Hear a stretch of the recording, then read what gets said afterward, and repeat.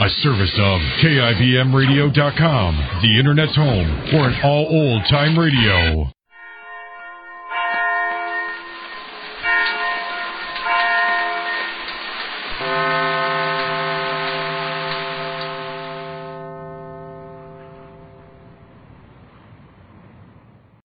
Lux presents Hollywood.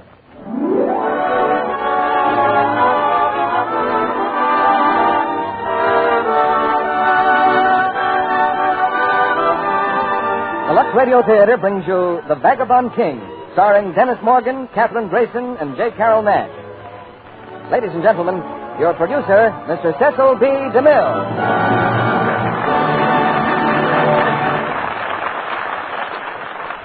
Greetings from Hollywood, ladies and gentlemen. And today I want to add Christmas greetings to each and to all of you, with the sincere wish that you'll be listening to the Lux Radio Theater for many Christmases to come. Some 480 Christmases ago, a young gentleman left us probably the world's most unusual list of gifts. He was on his way out of town, a few steps ahead of the gendarmes. And as a departing gesture, he bequeathed to the girl he loved a broken heart. He willed that all caged things should have their freedom, that children should have care and warmth, and, in a sense, that we of the Lux Radio Theater should enjoy tonight's play. For the gentleman was Francois Villon, about to set out from Paris, and, as I said, a few steps ahead of the police, on a life as colorful and adventurous as any piece of fiction you could find. He didn't stay away from Paris long.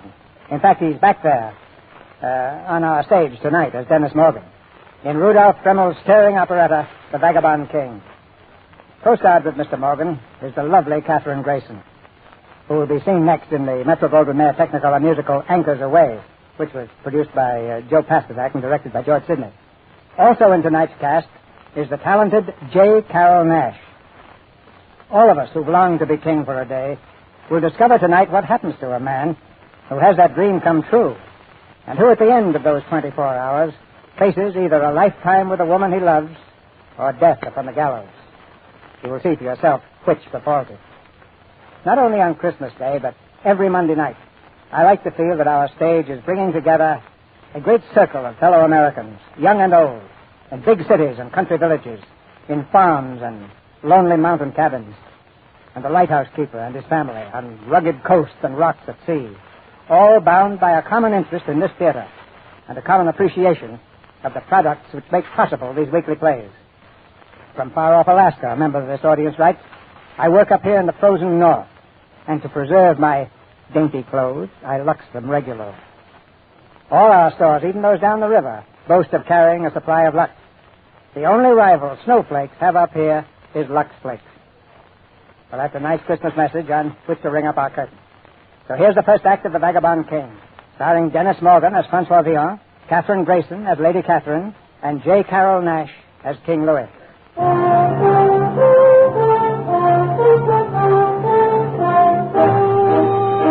France in the 15th century, and Louis XI squirms on a tottering throne. At the city's edge, poised for the siege of Paris, are the invading armies of the Duke of Burgundy.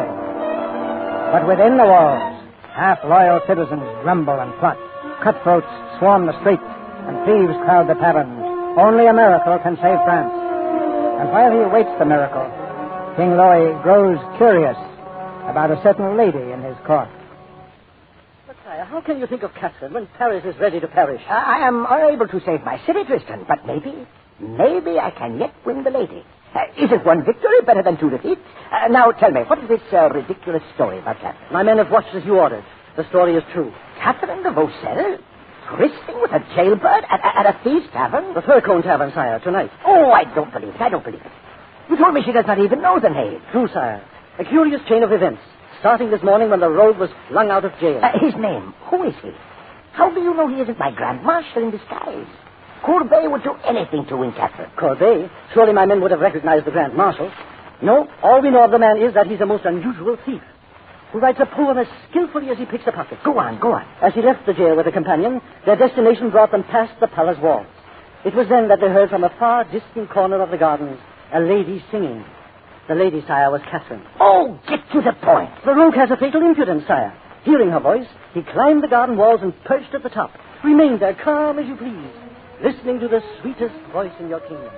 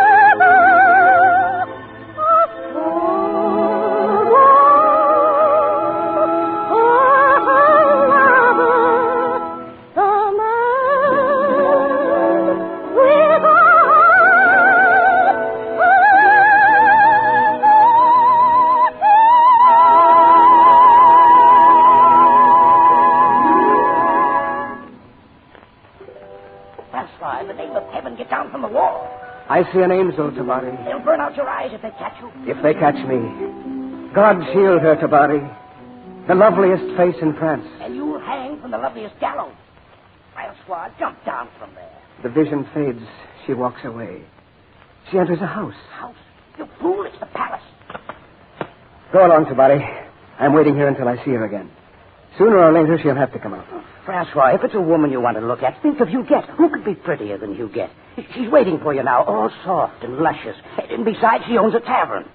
Tell Huguette I'll be delayed. No, as a thief, Francois, you're a wise and sane man, but when you turn poet, you turn idiot. Poet? Yes. And the lady who sang shall have a verse.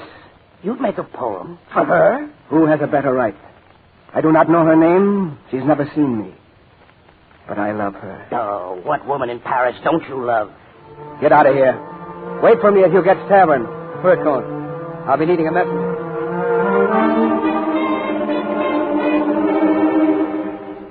And he sent her a verse?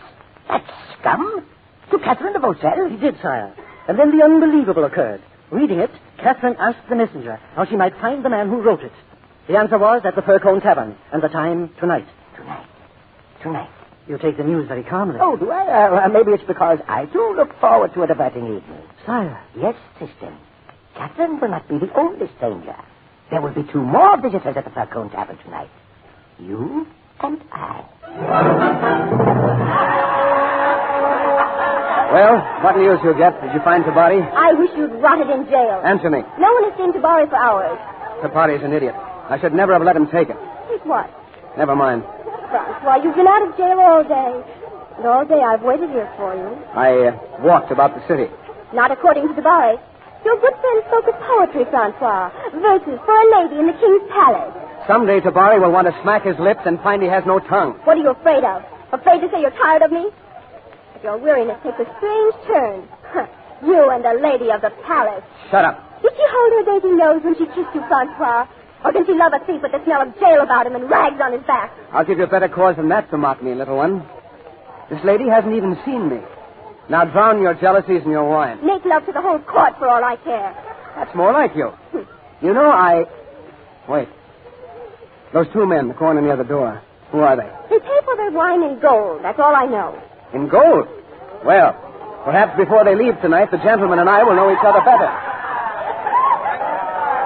An evil-looking place, sire. A moldy cellar. Well, what did you expect? A bird's nest? And still no sign of Catherine, your majesty. No, don't say majesty here, you fool. Plain Louis. Now, what cause have you to look so sour? Burgundy is at my gates. My throne sways like a drunkard. Catherine spurns me, but do I pull a long face? You do worse. Sniffing about taverns after a girl. Before I die, Tristan, there are two sights I want to see. One is Burgundy's head on a pikestaff, and the other is haughty Catherine de Vaucelles trysting with a beggar poet in this pigsty. But, of course, if you prefer to talk politics, Tristan, Last night, I dreamed a dream. Politics dwell far from dreamland. I dreamed that I was a swine, rooting in the streets of Paris, and that I found a pearl of great price in the gutter. I took it and set it in my crown, where it shone so bright, it filled all Paris with its brilliance. And then a great star fell from heaven. Greetings and stars and women, while Paris goes to the dogs. Excuse me, but we're being watched. Well, what happened? No one will recognize me in these clothes. That young fellow with the tavern mistress. Who is he? You know him? Aye, every criminal, every wanted and beggar in Paris calls him king. King? Thief, scholar, swordsman, king of the Well, vagabonds. then bring him here. I'd have a word with my brother ruler. Sire. Call him. Villon! Monsieur Villon! Friends don't shout at me, monsieur, and strangers don't dare. We are strangers with gold. Here, perhaps we can buy your company. My company? You could have my soul for less. Hey, all of you. Everyone, come here. Oh, everyone. Good heavens, must they? I must feed my people, as King Louis has forgotten to do these many years. We'll drink, monsieur. Drink to the death of a stranger. Death? A stranger? You grow pale. I mean the stranger at the walls of Paris. Burgundy. Death to Burgundy. Oh, so, a patriot. Rather a poet. Death to Burgundy makes good rhyming. And to what use do you put your rhyme? Use? Only a song, monsieur. Come on, ye beggars of Paris, come, ye lousy rabble of low degree. You rabble of low degree. We'll start King Louis to keep his crown and save our city from Burgundy. Our city from Burgundy. You and I are good for nothing but to die.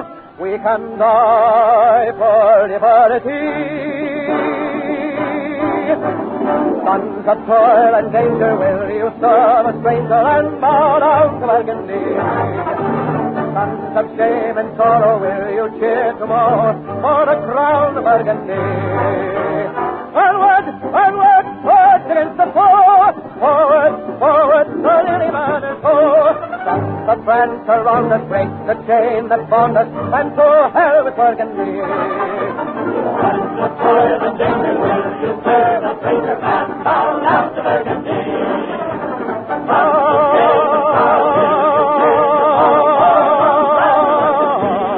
Onward, onward, forward against the foe. Forward, forward, the lily man is foe. Sons of France around us, break the chain that bound us, and to hell with Burgundy. It's a pity Burgundy can't hear your rhyme. He has other subjects, too, for his verses, monsieur. Just today, a lady at the court. Tell him, Francois, this glorious vision, this delicate treasure. Yes, the very flower of Louis's court. Catherine de Fossel. Well, indeed, you're sitting high, my lyrical jailbird. All Paris knows that the old goat himself has grown older chasing her. What's that? Old goat? The oldest and scurviest in France. Louis the 11th. Louis the ludicrous. Perhaps you drink too much, monsieur. What can an honest thief do but drink? With the enemy at our door and a helpless ninny on the throne. No doubt you could do better in Louis's place. Francois has a rhyme for that, too. May we not hear it? Why not? But it will cost you a drink for us all. Very well, very well. Begin. The figure on the throne, you see, is nothing but a puppet. Planned to wear the royal bravery of silken coat and gilded wand. Not so we Frenchmen understand. We'd bid the damned Burgundian dance. And such a one would take command if Villon were king of France. If Villon were... Look, it's the boy. Where have you been, you sniveling gossip? Occupied on your business, Francois. I've news, but only for you. Come with me. What is it? Your verse, Francois. I did as you ordered. I brought it to the lady. And where have you been since? I couldn't leave. She told me to wait. Why? Why should she want you to wait? Francois, she wants to meet you. That's what you're saying. It's the truth. She's here, Francois. Now, Catherine de Beaucelle. I brought her by the other door. Just go up these stairs. She's waiting for you now in that room up there. If this is a joke to body, I'll kill you. Hurry, before you get seen. Hurry. I was told you wished to see me, my lady. You are Francois Villon? Yes? So gloomy a room, monsieur. I am not one you would want to see, but if you would like a light, Will be but a moment. Monsieur, you wrote a verse for me. Forgive me, my lady, If you are the poet, you'll remember the lines. Yes? If I were king, love, if I were king, what tributary nations would I bring to kneel before your scepter? And to swear allegiance to your lips, your eyes, your hair.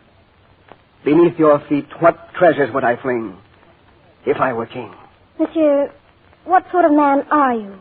One who steals without shame, who runs his sword through his enemy and sleeps on an easy conscience. These are my brief virtues.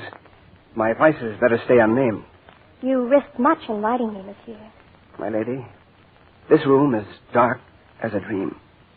And like in a dream, I can speak words I never thought you'd hear from me. I worship you. Now, what would you have me do? You say you love me. I love France. Listen, I learned today that the Grand Marshal is betraying France to the Duke of Burgundy. You could stop him. I? You spoke of words and swords, but perhaps you didn't mean to be taken at your word. I didn't hope to be. The Grand Marshal will be here any moment. He is coming to meet some man in that crowd down there. And how shall I know the Grand Marshal? I've been watching from the window. He turned the corner a moment ago. Listen. He's at the door now. Come and you will see him enter. Open up. Open up here. Coming, monsieur. That is the traitor. There's a man here named Rene Cassel. There he is. Send him in here, alone. Yes, monsieur. The Grand Marshal. And I would kill him at your word, milady? There's time for nothing else. If he leaves here tonight, there may not be a France tomorrow. I'll go below and listen. Wait here, milady. But he will see you. Only when I want him to see me. Milady. Yes? That rose you're wearing. Maybe it will bring me luck. Here, take it, monsieur. Thank you, milady. And in exchange for Paris, Rene, what does Burgundy concede to me? Your demands are met, Excellency. Open the gates of Paris, and in return, Burgundy gives you a dukedom and the maid Catherine de Vaucel. For 3 years, Louis denied me the girl. Now she costs him his throne. Stop the chattering and bring me some wine. Who is he? Who is that drunken fool there? Only a man named Villon, Excellency. What have you overheard? My ears are large, monsieur. I didn't miss a single word. Throw McCoy and Rene and shut him up. Bribery? Why not? But you can win me only with wine. Come inside and open the bottle. Get out of here, you drunken scum. Scum, monsieur? Take your hand off me. After you apologize. Let go. You think a slap gets rid of me? Can you use that sword you wear, monsieur? Excellency, Villon's the best swordsman in Paris. Stand back and close the door. No, Excellency. They'll kill you. Stop them. Stop them. A brawl, sire. We best get out of here. Well, a brawl indeed. Tristan, look who's fighting. Villon. And my Grand Marshal. Sire, it must stop at once. I think Villon's of the same mind. Look, the knave has run him through. Francois! Run, Francois, run! The King's archers! The King's archers, they're here! Stay where you are. The King's name. Excellency, you're wounded. It's nothing. I'm all right. But that devil there. Villon. Francois Villon, monsieur. Take him out and hang him. Hang back. Wait. Now, wait a moment. Who dares delay the King's justice? I am the King's justice. I am the King. Your Majesty. Tristan, bear my Grand Marshal to the surgeon. Now, do you hear? Yes, sir. And as for you, Villon, take Master Villon to the palace dungeon. Sire, he only tried to serve your throne. Well, milady, I've wondered when you'd appear. The Grand Marshal is the traitor. Is he? And what, my Lady Catherine, are you?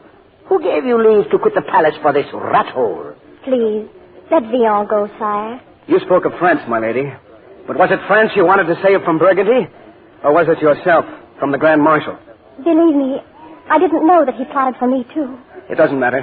And what would Villon do now, monsieur, if Villon were the King of France? He would fight Burgundy. Then, doubtlessly, he would hang Villon. But Villon, Ted, is still a better man than Louis. Louis do nothing. Louis dare nothing. God, where our battle flag would stand if Villon were King of France.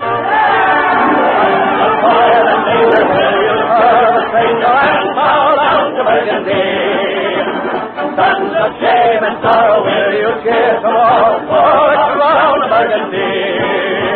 Forward, forward, swords against the foe! Forward, forward, the lily banners go! Sons of France, around and break the chain that bound us, and to hell with Burgundy!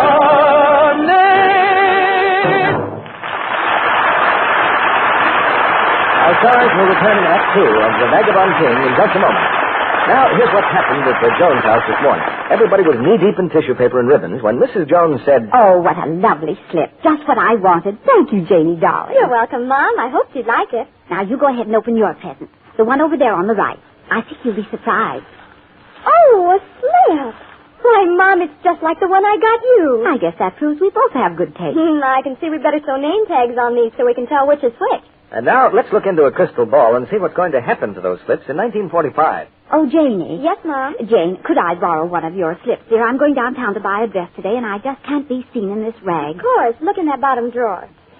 Oh, here's the one I gave you for Christmas.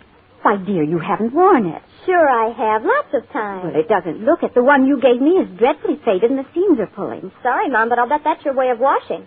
Me, I always stick to Lux flakes. Well, I'll admit Lux does make a difference. A lot of difference. Sometimes daughters know best, Mom. When they know Lux, Janie? It is surprising what a difference Lux Care makes in the way underthings look and wear. If you could see the dozens of slips and nightgowns that were washed by a famous laboratory, you'd never trust underthings to wash day methods again. Hot water, strong soap, rough handling soon left underthings faded and drab. Straps frayed, too, and seams pulled out. On the other hand, exactly the same kind of slips given Lux Care stayed lovely and fresh. Yes, through 3 times as many washings. Lux Care is certainly thrifty care. Now, Mr. DeMille returns to the microphone. Act 2 of The Vagabond King, starring Dennis Morgan as Francois Villon, Catherine Grayson as Lady Catherine, and J. Carroll Nash as Louis XI.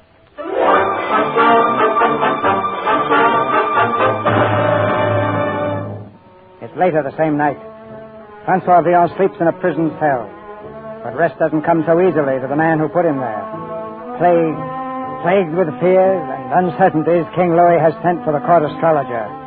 High in the palace tower, they scan the starlit sky with anxious eyes. And in this dream you speak of, sire, you say you found a pearl of great price? Yes, in the gutter. How do the stars interpret it? The position of the moon and Jupiter revealed this was a dream of great significance. They were in that exact same position when Joan of Arc saved your own father. Oh, the Maid of Orleans is dead. Who is to help me? Clearly, the pearl in the gutter indicates one of your own subjects, someone from the depths, who may arise and save your kingdom. And the star that fell from heaven. What is the meaning of the star? I cannot answer, sire. Perhaps it means that if this same creature from the depth were exalted to the height, he would be destined to fall quickly like the star of his own weight. But you're not certain it means this? It's very mysterious. No, I'm not certain. Tristan. Sire? A bag of gold for the astrologer. Good night, sire. Good night. Exalted from the depths. From the depths. Come here, Tristan. You heard what the stars have told us. A person from the depths may yet save France. Tristan, I have just appointed a Yukon marshal. Francois Villon. Villon? Don't stand there gaping. Go now and see that a flagon of drugged wine is placed in his cell. Let him awake tomorrow morning in the palace, washed and beardless, sumptuously dressed, so changed his very mother would not recognize him. You and I alone will know of this. But... No buts. Joan of Arc saved my father's throne. May not Villon save mine? You'd spare his life? Villon's to live? Yes, for 24 hours.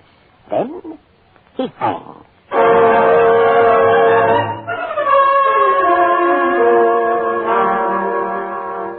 You put me in prison, sire. Why can't I remain there? Look what you've done to me.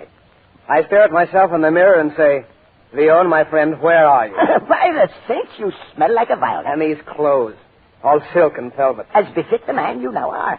What man? The Count de Montcobier, my new Grand Marshal. Oh, we're both drunk. Oh, I don't joke. Did you joke when you boasted you'd be a better king than I? It was no boast. Well, then king you shall be, as well as Grand Marshal. King for 24 hours. And after that? Oh, you'll be yourself again. Thief and cutthroat. And your last act as king will be to hang the rogue you really are. 24 hours. Well, is it not enough? Are you so keen to live? I never was until yesterday. Living suddenly becomes a sweet habit. I thought so. Tristan. Sire? I was wrong. Take this braggart, strip him of his silks, and whip him back into the gutter again. Then I'm free? Free to run howling with your tail between your legs. Your Majesty. Well? Lady Catherine is here. She begs an audience with the Grand Marshal. Lady Catherine? Oh, she'd speak to a man, not to a cur who calls himself a king. Wait. You say I can rule for a day? Precisely. On your word of honor? Oh, my word is my honor. Agreed, then. In that case, Tristan, the Lady Catherine may have an audience. May she not, Excellency? Yes, and quickly. First, let her know, Tristan, our new Grand Marshal is the Count de Montcobier.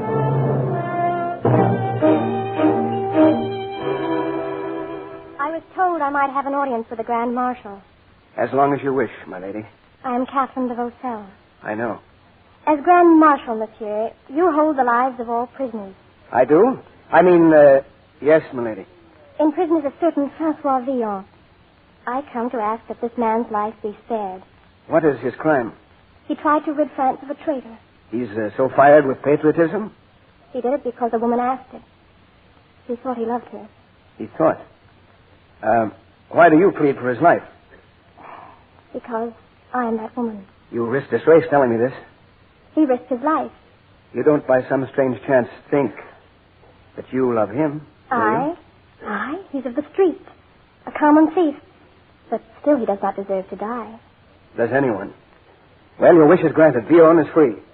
Free? As free as I am. Oh, I'm deeply grateful, Excellency. Wait. I'd like a favor also. Yes? My lady, I'm told you're inclined toward the making of ballads. I've given you a man's life. The fee is a song. A song, Excellency? Do I ask too much? No, only you puzzle me. I don't quite understand. Please sing, my lady. Who knows? Maybe your song will unriddle me.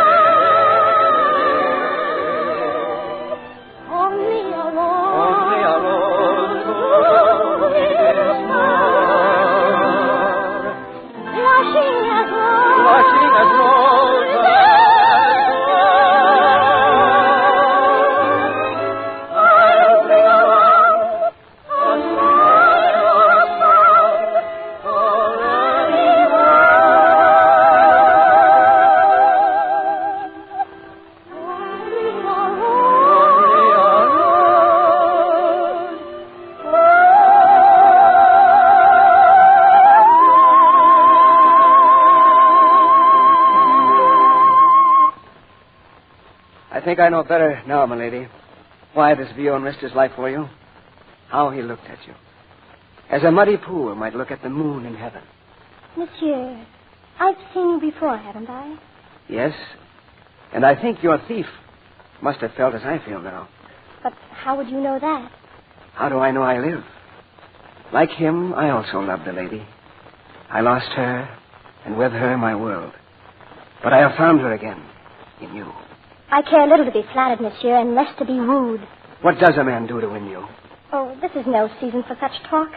I had hoped a man had come to court. A man who could free France of Burgundy. And if that man should come?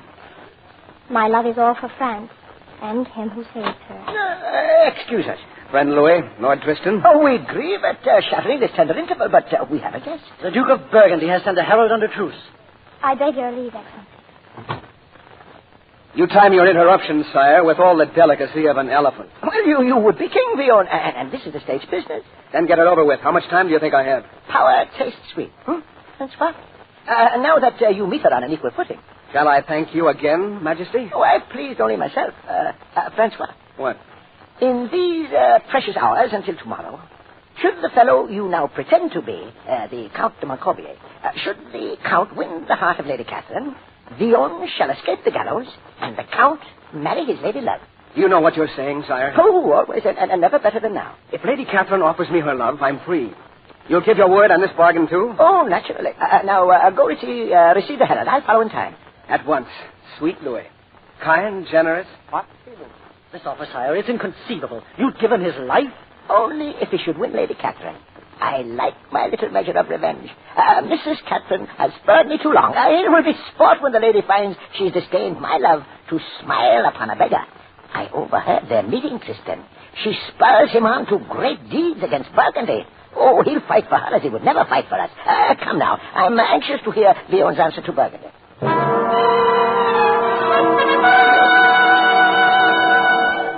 Herald of Burgundy, in the name of the Duke of Burgundy, greetings to Louis of France. Greetings and be brief. Will it be peace or war? My Lord Grand Marshal will answer that. I, Your Majesty? You, Grand Marshal. Well, is it peace at our terms or war? Wait.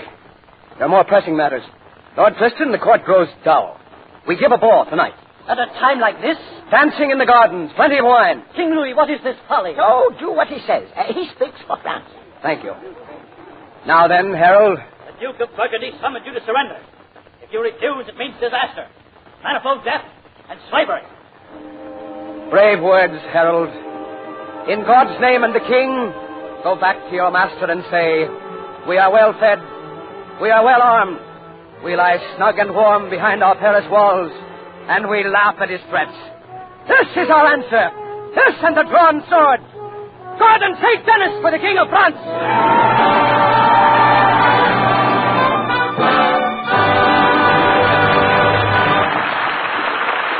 We pause now for station identification. This is CBS, the Columbia Broadcasting System.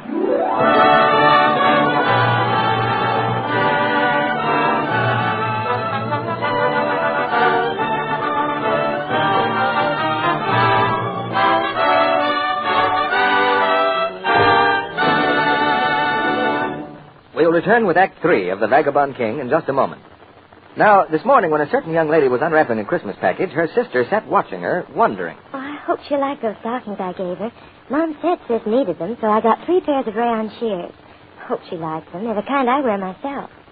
Mom did say, though, that if I gave Sis stockings, it would be like pouring water down the drain, because she gets runs all the time.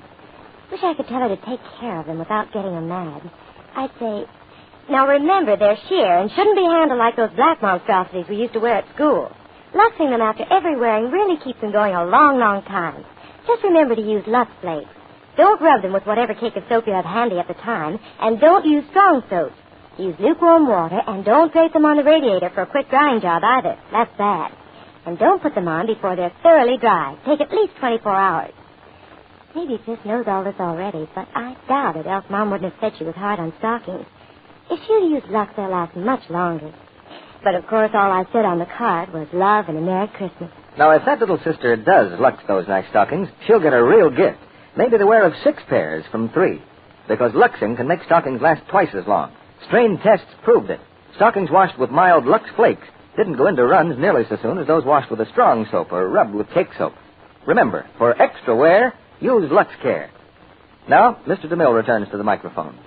I don't often make public confessions, but when we chat with our stars after the play tonight, I'll reveal one secret from my past. Now here's Act 3 of The Vagabond King, starring Dennis Morgan as Francois Villon, Catherine Grayson as Lady Catherine, and J. Carroll Nash as Louis XI.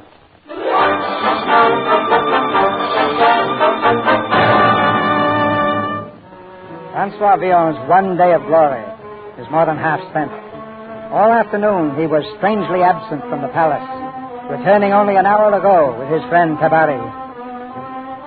The ball ordered is at midnight, but he and Tabari remain in the garden, planning the attack on the snarling armies of Burgundy beyond the city walls.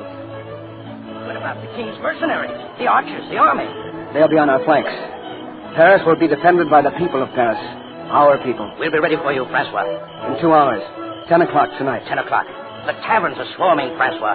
They wait their orders from the new Grand Marshal, who lifted the tax from their wine, opened the prison gates, and gave them food. Oh, it's a new Paris, Francois. Alive, ready, greedy for victory. You've done well, Sabari. Go back now. Keep among them every minute. God shield us all this night, my friend.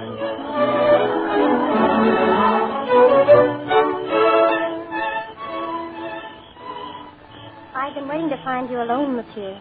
Lady Catherine. All by yourself while the palace dances? I was about to come in to look for you. You know, they do more than dance in there, my lord. They talk of nothing but the wonders you've worked. You've made the king popular, the people loyal, and the army faithful. And now, I think I've guessed the reason for this ball. Let Burgundy think we're soft. At dawn, when they'd guess us full of wine and sleep, their attack would come. Except our attack will come first, at 10 o'clock. So soon, my lord. Hope that is soon enough. Well, that's not what I meant. What did you mean? Nothing. Catherine, look at me. No, please. What are you thinking? Of a man whose life you saved. Dion? Yes. How he must despise me. How can you possibly worry over such a creature? I asked Dion to kill a traitor. Well, at least he exposed him. Courbet has fled to Brittany. But Dion thinks I lied to him. How do you know? He must. It's evil enough to ask a man to kill another. But Dion believes I did it for myself and not for France. The Duke of Burgundy had promised me to Courbet. I didn't know that. I swear I'm not flattered, Catherine, seeing you fret over a rogue from the gutter. Real men are rare in France, monsieur. But think no more of him, for I shall not. And of me? Will you think of me after tomorrow, when I'm rather certain I'll be dead? I pray not, with all my heart. My lady, and our Grand Marshal. Might I suggest, Excellency, that you show yourself inside? In a moment. Lady Catherine, His Majesty had hoped you would sing for our guest. If he wishes. He's quite impatient. Now, if you please. Yes, my lord.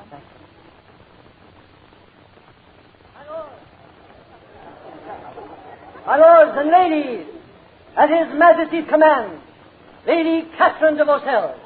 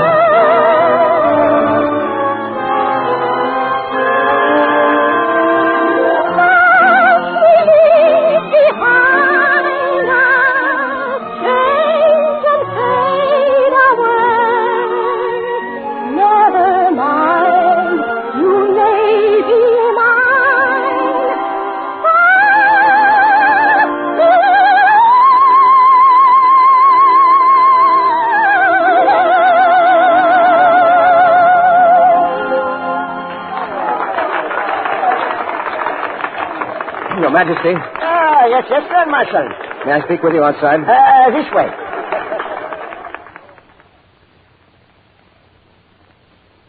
Well, Dion? We strike at Burgundy shortly. Oh, excellent, excellent. And as for me... Yes? There's no outwitting you, sire. Build your gallows tree. A gallows tree? You've lost all hope. I've neither time nor heart for your game. She's a lady, royally proud. I can't trick her. Before I leave, I'll tell her who I really am. That you are Dion? You think you'd win her with honesty? No. I couldn't win her with lies or with truth. Well, then rest assured you'll swing if you return from battle. Wait, someone's coming. Well, the lady herself. Catherine, my dear. Sire, I didn't mean to interrupt. Oh, we merely exchanged some trifling opinions on life and death. By the way, your song moved me much, milady. Thank you. My Lord Grand Marshal? Yes?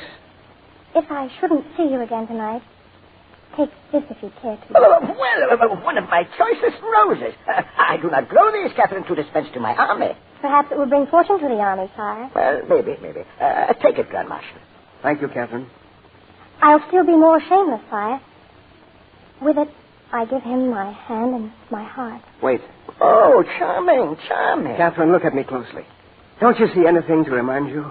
Last night, a gloomy tavern, a thief who wrote a verse. What of him? Only this. I am that thief. You? Francois Villon. You betrothed yourself to a jailbird, my royal lady. Sire. Oh, Paris will be greatly amused. If I could not have you for a queen, at least France has you to laugh at. Catherine de Vaucelles throws herself at a full-fledged scavenger. And you, Monsieur Villon, why did you do this? Have you nothing to say? I told you once I loved you. And is love a trick to you, too? Oh, go back to your tavern and gloat well, monsieur. Yes, methinks you'll hang, Master Villon. The Burgundians may teach you yet. Yes, the If Burgundians. you'd learn how the battle goes, your messengers can find me at the crossroads. My archers will be at the crossroads. No. Your people will save your throne, not your army. You hear that song? And those who sing will fight for you. The rabble of Paris, half drunk and all inspired. Goodbye, sire.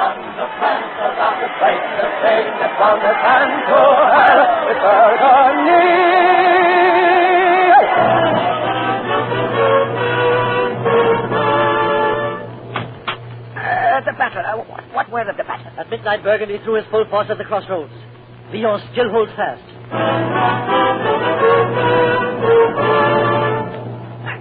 News, I say. 3 times the enemy attacked. 3 times our people wavered. And then stood firm. Oh, God be praised.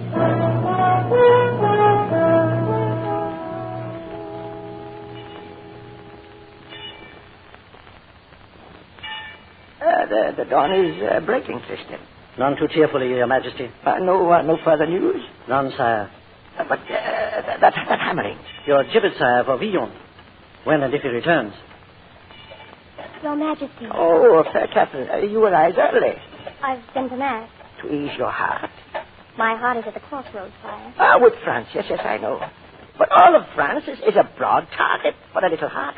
It's time you narrow it down to, say, a Frenchman. I have. Since last night?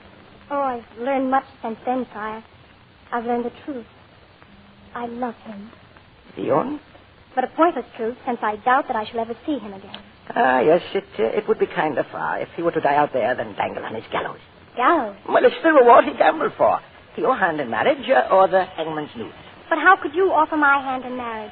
My rank forbids it. Well, of course it forbids it. That's why I knew I couldn't lose, milady.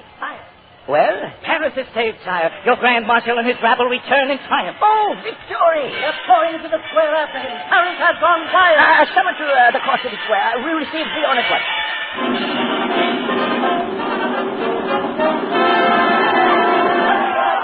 Villon! Here are banners for your carpet, sire. An hour ago they floated over Burgundy. Speak to your people, Villon. In the king's name.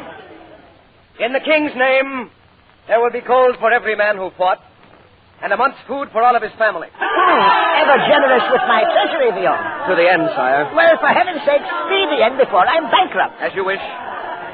You who have fought with me know me by 2 names. To some, I am the Count de Montcorbier.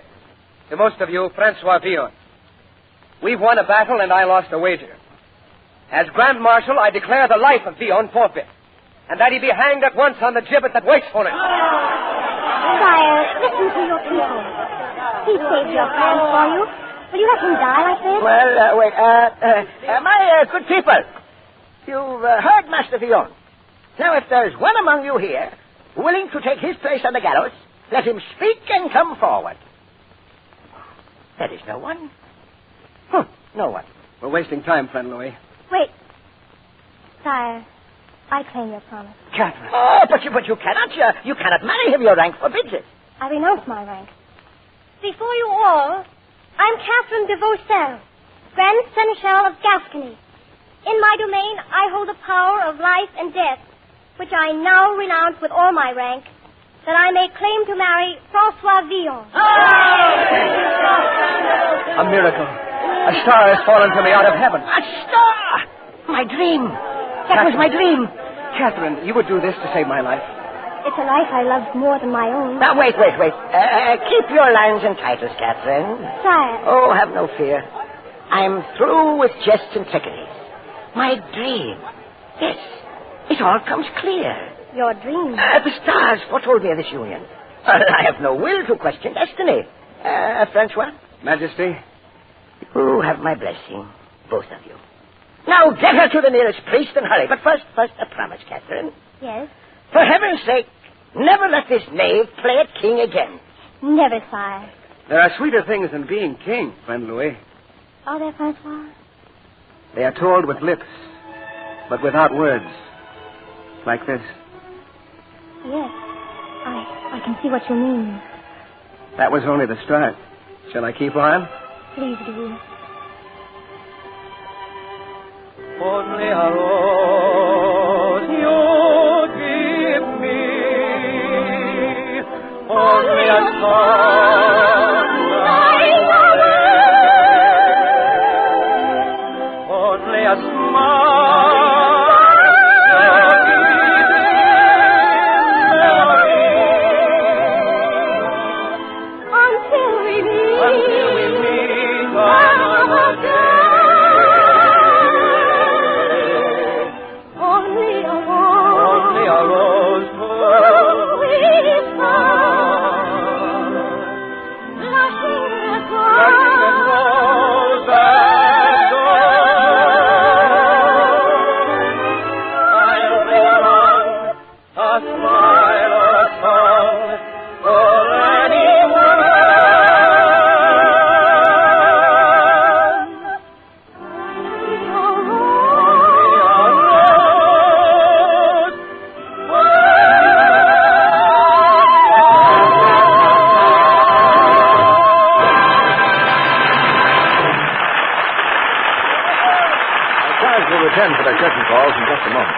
Now there are all those dishes from Christmas dinner piled in the sink.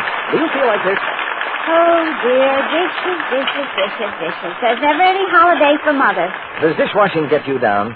Well, there is a way to make it a great deal more pleasant. I'd like it better if it took less time, Mr. Kennedy. It can with Lux Flakes.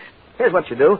You put your dishes in a big pan full of rich Lux suds and just swish, and they come clean quickly. Then rinse in hot water and let them dry by themselves. Everything but the silver. Even the glasses, Mr. Kennedy? Yes, even the glasses.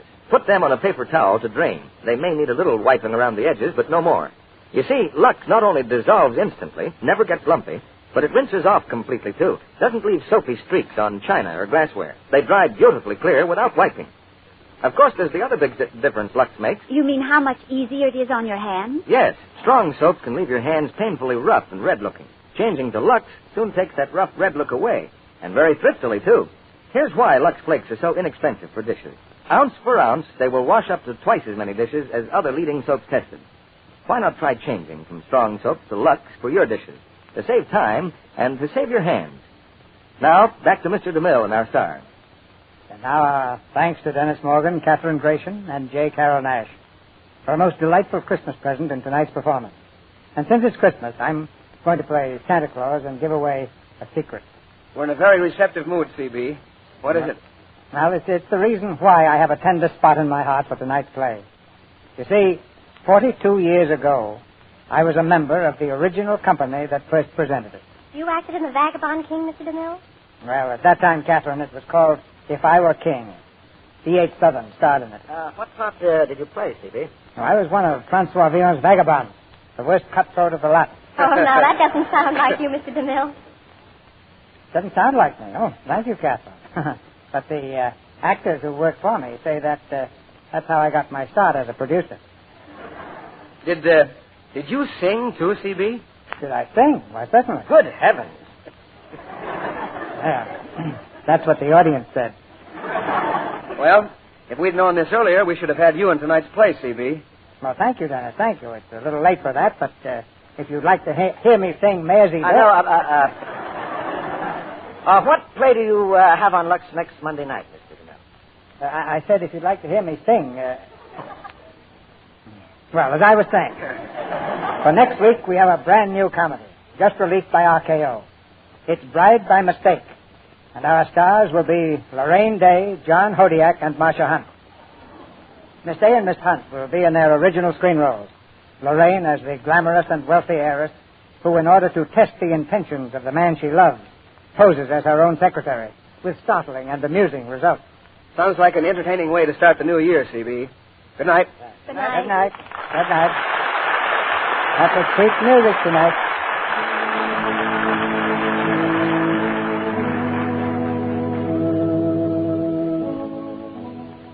Another Christmas has come and almost gone.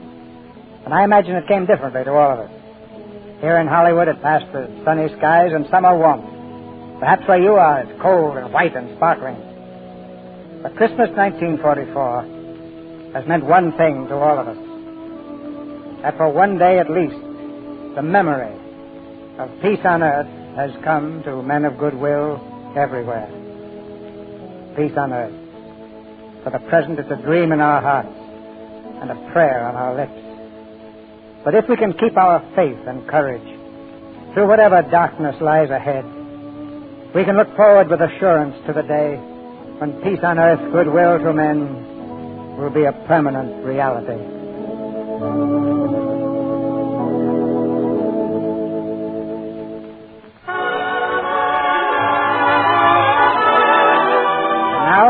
Wherever you may be, our sponsors, the makers of Lux Flakes and Lux Toilet Soap, join me in wishing you every blessing of the Christmas season. And we invite you to be with us again next Monday night when the Lux Radio Theater presents Lorraine Day, John Hodiak, and Marcia Hunt in Bride by Mistake. This is Cecil B. DeMille saying good night to you from Hollywood.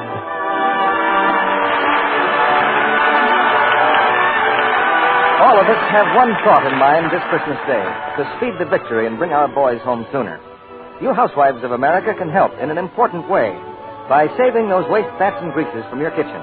Don't let up in this essential contribution. Strain your waste fats into a clean can, and as soon as you've saved a pound, hurry it over to your butcher. He'll give you in return 4 cents and 2 red ration points. Next week, we'll have a new Monday night neighbor. George Burns and Gracie Allen will be on just a half hour before the Lux Radio Theater. You'll hear George and Gracie at their usual time tomorrow, so listen then. It'll be plenty of fun. But next week, tune in a half an hour before we come on, and you'll hear George Burns and Gracie Allen. The Vagabond King was presented through the courtesy of Thames Whitmark Music Library in New York. Dennis Morgan is currently appearing in the Warner Brothers picture Hollywood Canteen. Heard in tonight's play were Walter Bond, Jack Moyles, Beverly Brown, Charles Seal, Tyler McVeigh, Ed Emerson, and Norman Field. Our music was directed by Louis Silver. This program is broadcast to our fighting forces overseas through cooperation with the Armed Forces Radio Service. And this is your announcer, John M. Kennedy, reminding you to tune in again next Monday night to hear Bride by Mistake with Lorraine Day, John Hodiak, and Marcia Hunt.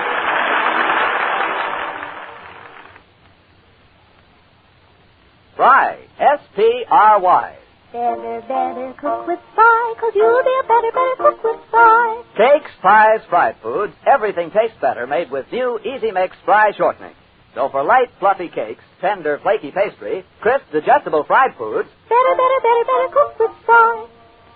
Be sure to listen in next Monday night to the Lux Radio Theater presentation of Bride by Mistake with Lorraine Day, John Hodiak, and Marcia Hunt. This is CBS, the Columbia Broadcasting.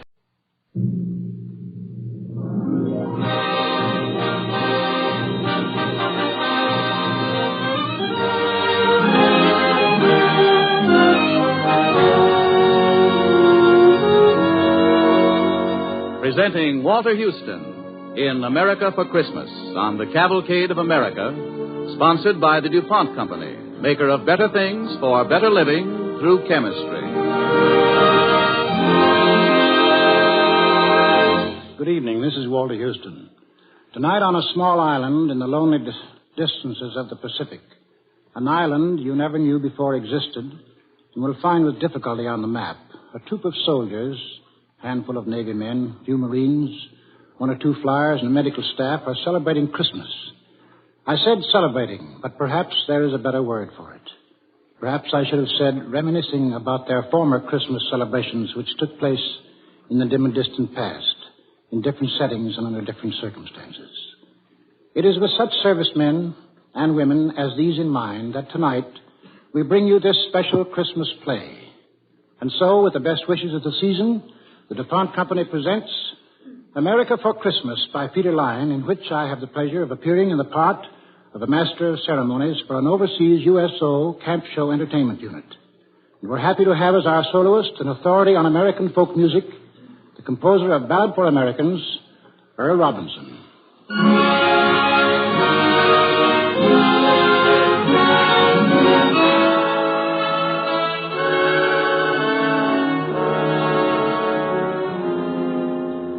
We are now on our small island in the Pacific.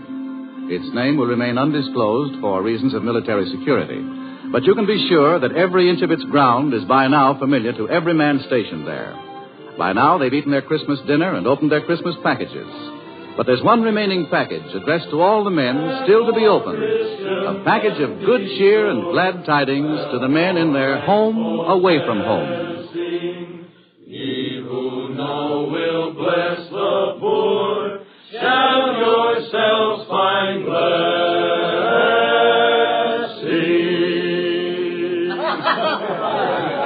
The group has just finished a Christmas carol, and the MC, an old vaudeville trooper, steps forward to open the show. Very good, very good. I'd like to sign you all up to join our troupe. Which one of you guys was singing tenor? Me. Well, we'll sign everybody but you. Well, what about it, fellas? Has it been a good Christmas? Why, sure. It's been okay. You don't sound very sure. Who you guys kidding? Not even yourselves. 2 Christmases ago, I was in Oregon standing 2 feet deep in snow. Look at these palm trees. Is this Christmas? Yeah, that's what I thought. That's what all of us in this troupe figured. Me and Marilyn here, and June and the quartet there, and Sandy over there with the guitar. We had a dope lot, right, Marilyn? Right. Right. Well, we thought everybody's been giving everybody else some Christmas presents, right? Right. All except we haven't given you any. No show tonight. That is, no regular show. And we've got a special one, right? Right. Right. We have caused to be constructed a show, something brand new, bright and different. Songs and stories from our travels all over the country we love. And it's our present to you. It's the best we can do. It's all we can do. Okay?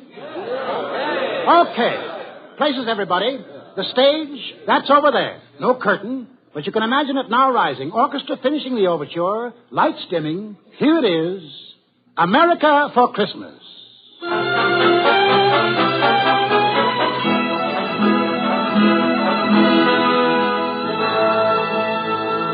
Roll on, Columbia, roll on. Roll on, Columbia, roll on. Your power is turning our darkness to dawn. So roll on, Columbia, roll on. Roll on. Columbia? Who's that? What are they singing about? They're singing about America, young lady, and Columbia is her symbol. She's a big country and a great country, a hot and cold country, an empty one and crowded. She's an all-over country, and whatever you want, you'll find her in America. That's why they're singing about her. They? Who are they? They're the people, young lady, the people who live in America and sing songs about her and tell stories about her and lie about her and brag about her and love her. The farmers on her plains and the men who built her cities and made her strong. Roll on, Columbia. Roll on, Columbia. They're all over America right now, singing and talking and telling tall tales. If you want to meet them, you'll have to travel the whole country fast. Let's go. All right, and discover America all over again. Where do we start? Well, let's see. Might as well start where the Pilgrims started, I guess. On the shores of New England. Oh, Stormy was a fine old man. Do me way, oh, storm along. Oh, Stormy was a fine old man. Way, hey, hey, Mr. Storm along. I wish I was, oh, Stormy's son. Do me way, oh, storm along. I'd build me a ship of 1,000 ton. Way, hey, hey, Mr. Storm along. I'd fill her up with New England rum. Do me way, oh, storm along. And all my shellbacks, they would each have some. Way, hey, hey, Mr. Storm along. Oh, Stormy's dead. And that's New England. The song of the men who go down to the sea in ships down to the sea from craggy inlets and deep-sea ports. There's rocks all over New England. All over? All over. Even the fields and meadows of the New England farms. Makes it tough to make a living. There was a farmer in New England who invited his minister to pay his farm a visit. The two of them, the farmer and the minister, walked over the stony fields, the minister saying, "Why was it you wanted me to come out on their farm?" "Reverend, I want you to pray to God with me that I'd get better crops." What this land needs is not prayer, but fertilizer.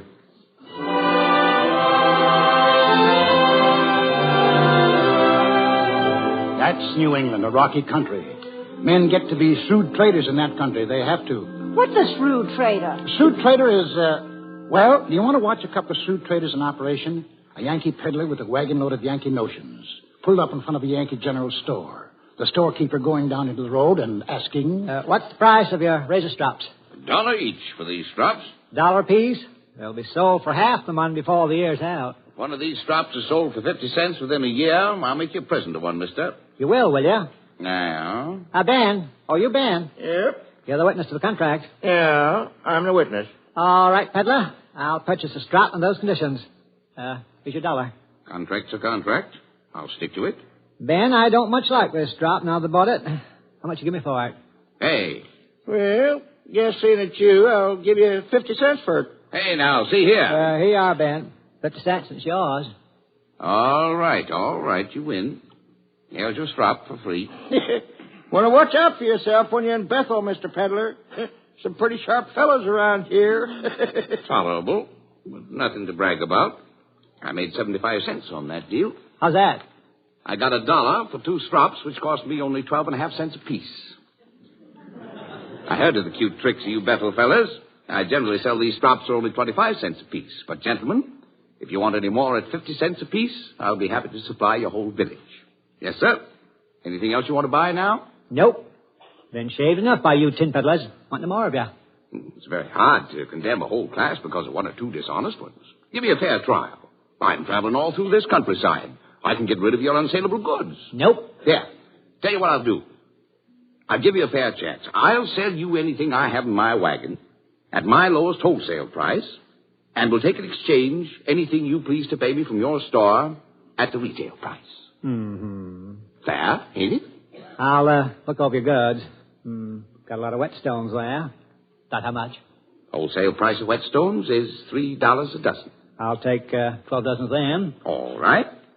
That's $36 you owe me, for which I'm to take such goods as you please at retail price. Now, what are you going to pay me in? In whetstones, retail price 50 cents. You get just 6 dozen.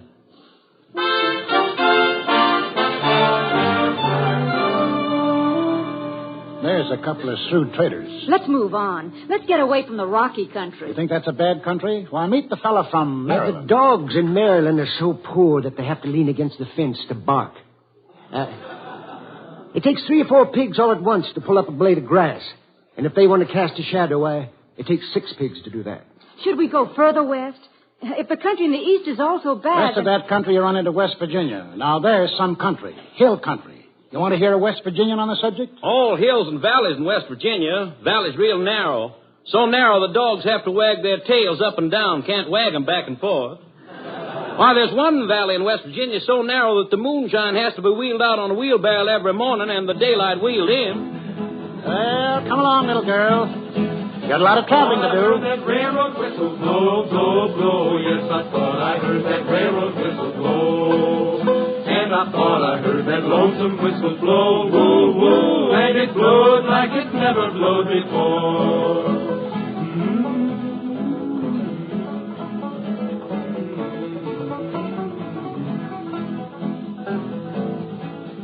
Taking this train, jump on. Where's it go? West? West, and it goes right by Pittsburgh. Have to look fast if you want to see it. Where is it? I want to see Pittsburgh. There's a Pittsburgh fella. I've been working that Pittsburgh steel, I thought you knowed. I've been dumping that red-hot slag way down the road. I've been a-blasting, I've been firing, I've been pouring that red-hot iron. I've been having some hard traveling, Lord.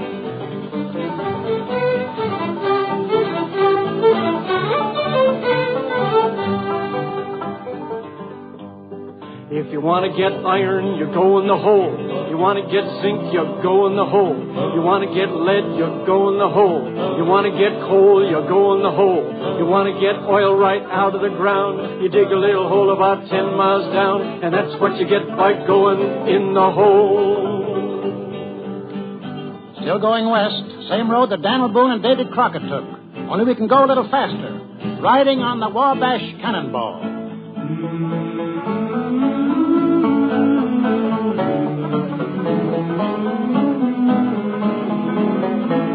Oh, listen to the jingle, the rumble, and the roar, as she glides along the woodland, the lakes, and by the shore.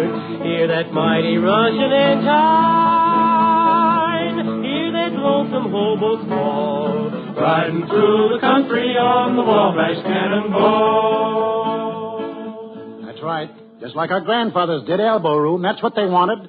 They didn't want a neighbor any nearer than 10 miles. Besides, it's greener on the other side. The other side of what? The Mississippi River, the granddaddy of them all. MISSISSIPPI.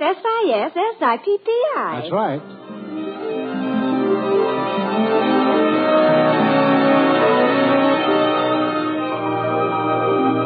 The rivermen, the boatmen, floating down on rafts, talking easy on the night air, talking big, talking quiet, making up stories just to hear the sound of their tongues wagging. Like these two men, talking about their river, the big old Mississippi. Listen to them. Yep, this nice old muddy Mississippi River water is wholesomer to drink than the clear water of the Ohio. Let a pint of this yaller Mississippi water settle, you'll have about a half to 3/4 of an inch of mud in the bottom. What you want to do is keep it stirred up. Yep, that's right. Now, there's nutrition in this good old mud. And you look at the graveyards, that tells the tale. Why, trees won't grow worse shucks in the Cincinnati graveyard. But now in the St. Louis graveyard, why, the trees grow upward of 800 feet high. And it's all on account of the water the people drunk before they laid up. A Cincinnati corpse don't rich in the soil any.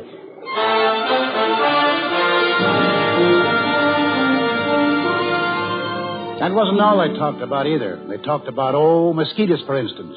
The mosquitoes in the Mississippi River Valley. I heard a man talking about those mosquitoes once. Well, sir, I'll tell you. Now, the state of Arkansas has been injured and kept back by generations of exaggerations concerning the mosquitoes there. Why, sir, these mosquitoes have been persistently represented as being formidable and lawless. But the truth is, they are feeble, insignificant in size, diffident to a fault, sensitive. Now, if you really want to hear about some formidable mosquitoes, sir, why, then there are the Lake Providence colossi. Lake Providence? There are large mosquitoes there? 2 of them can whip a dog. 4 of them can hold a man down.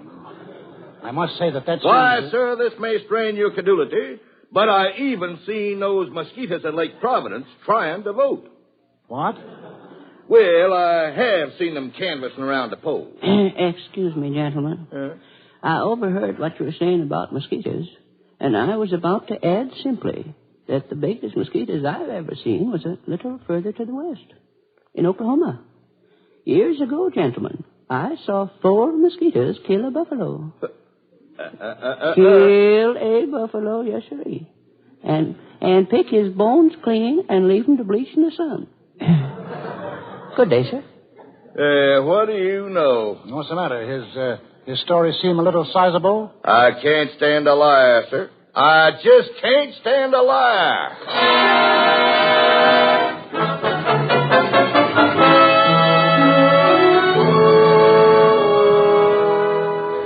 You're listening to America for Christmas, starring Walter Houston as the Master of Ceremonies in a traveling USO Camp Shows unit on the Cavalcade of America, sponsored by the DuPont Company, maker of better things for better living through chemistry.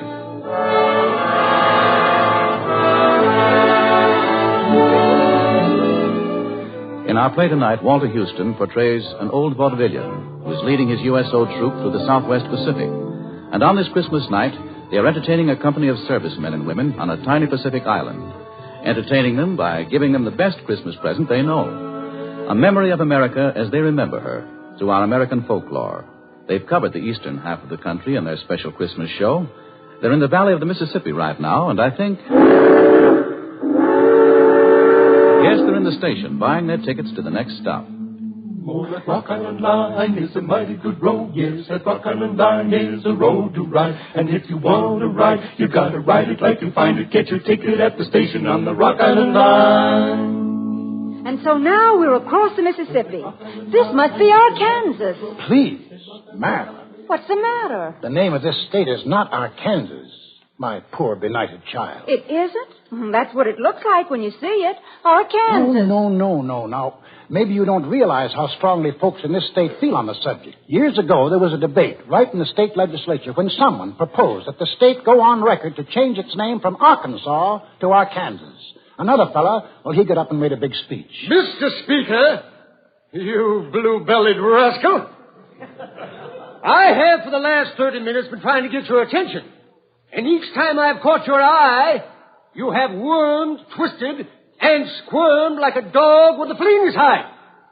Gentlemen, you may tear down the honored pictures from the hall to the United States Senate. Pull down the stars and stripes. Curse the goddess of liberty. But your crime would in no wise compare in enormity with what you propose to do when you would change the name of Arkansas. Compare the lily of the valley to the gorgeous sunrise, the discordant croak of the bullfrog to the melodious tunes of the nightingale, the bray of a Mexican mule to the classic strains of Mozart. But never change the name of Arkansas. No, 1,000 times no.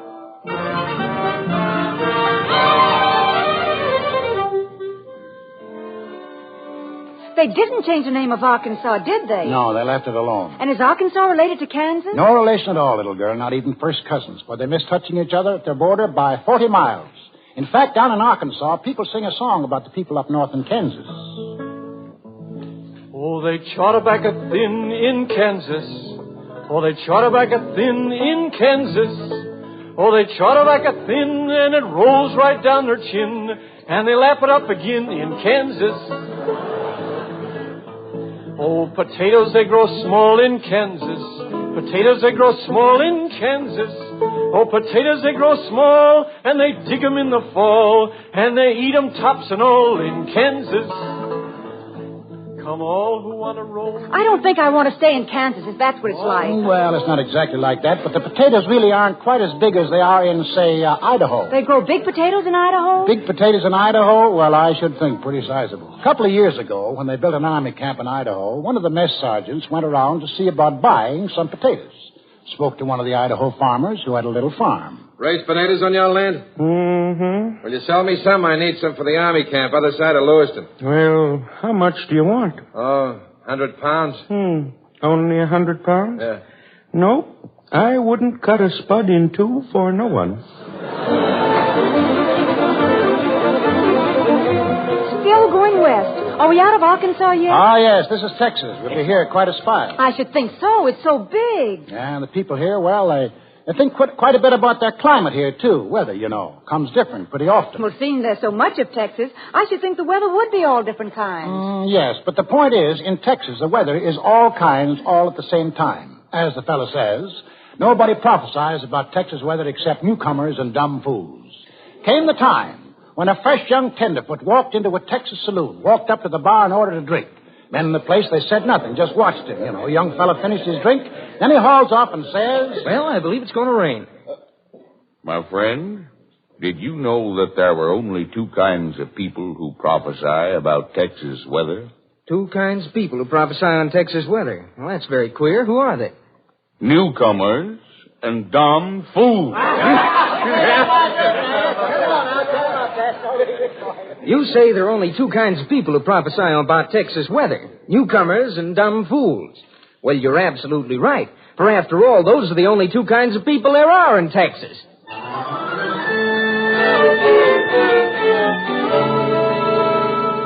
Cow country through here, and to the north, and to the west. Further on west, you come to the desert, where it's dry. Yuma, where it's been known to get pretty warm sometimes when it's summer. And the migratory workers sing in the evening.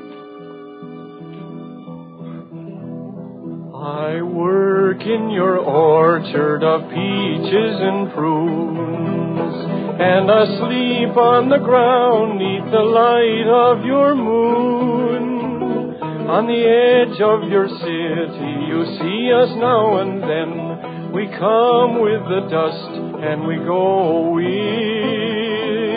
the wind. California, Arizona, I make all your crops. Then it's up north to Oregon to gather in your hops. Dig beets from your ground, cut the grapes from your vine, to get on your table your light sparkling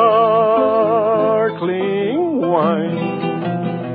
Jump on, here we go again, north this time. Another train ride? I'm riding on this new river train. I'm riding on this new river train. Same old train that brought me here, and it's soon gonna carry me away. Got something special for you to see up north here. What's that? Something big? Biggest thing man has ever done. Well, this world has 7 wonders that the travelers always tell. Some gardens and some flowers, I guess you know them well. But now the biggest wonder in Uncle Sam's fair land, it's the King Columbia River and the Big Grand Coulee Dam up in the state of Washington. She winds down our granite canyon, she bends across the lea, like a silver running stallion down her seaway to the sea. Well, she ripped our boat to splinters, but she gave us dreams to dream of the day this Coulee Dam would cross that wild and wasted stream. Now as we join in battle to make all people free, that old Coulee Dam is fighting along with you and me. Yonder flies a flying fortress to fight for Uncle Sam, spawned upon the Columbia River by the Big Grand Coulee Dam. California. Are we going to California now? Climate, that's all there is in California. The Californian says... We got the healthiest. It's so healthy, when we started the graveyard, we had to shoot a man. Hearing which, if you raise your eyebrows in polite disbelief, the Californian says further... We don't have to prove it. We admit it.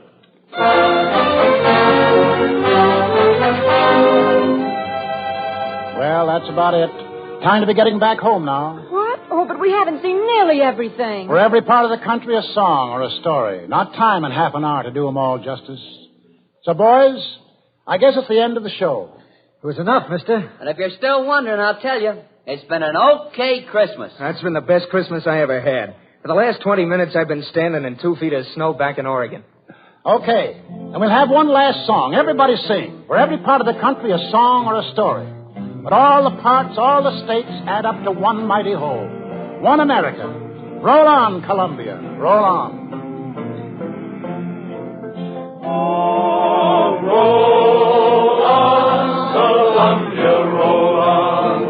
Roll on, Columbia, roll on. Your power is turning our darkness to dawn. So roll on, Columbia, roll on.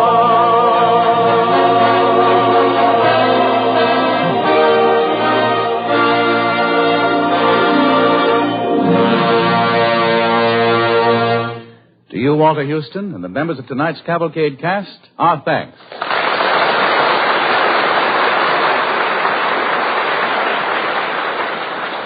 On this Christmas night, we are thinking the same thoughts you are of men far from home, in deep snow and in tropical heat, fighting the battle of freedom. What is in your hearts, our hearts, and their hearts has been said powerfully and beautifully by a soldier, a GI. Let me read it to you. At the moment, it is difficult to think of victory as meaning anything but an end of fear to loneliness and death, and a chance to go back to pick up the strands of interrupted life. Henceforth, each simple pleasure, each right we always took so lightly will take on rich meaning. We know what it costs to keep them, and we know, too, that we have really earned a share in them. But victory means much more. With victory, we stand on the threshold of limitless inventions and comforts. We possess the resources to extend our horizons in every field of endeavor and every aspect of human relations. However ancient and stubborn enemies are still to be conquered. Enemies which must be overcome, not by armies, but by minds and hearts and talents, set wholly free. Such enemies are poverty, insecurity, prejudice, disunity. These too shall be conquered, for we have begun to think more deeply and more dynamically. And if we can sweep aside untold obstacles to smash the most ruthlessly efficient machines of destruction ever devised, surely we possess the vision and practical genius to organize for peace, security, and a world designed for living. Till now, many have ruled because of accident of birth and power or wealth. But throughout the world, the unfit, the weaklings, and the traitors are falling by the wayside. New leaders are rising from the people, those who never sold their heritage of courage, faith, and simple human dignity. With victory, we shall have destroyed those who would have enslaved the world. Our sacrifices have been great, but we have won the opportunity to emerge from the animal kingdom and enter the kingdom of man. I look forward to living in such a world. I look forward to living in such a world. If a soldier risking his life at the front can say that, then certainly all of us can look forward. To all of you, the DuPont Company wishes a Merry Christmas. To the 34,000 DuPont men and women in the armed forces, we call Merry Christmas across the oceans. We send more than a greeting. We send our solemn pledge, we of DuPont, that we will not slow our efforts for 1 minute, that we will work and produce without let-up until the last gun is fired and the white flag over Berlin and Tokyo at last gives us a chance to rest and say, now it's really over. That is the pledge and promise of the men and women who work for DuPont. This is Walter Houston. Good night, and God bless us all.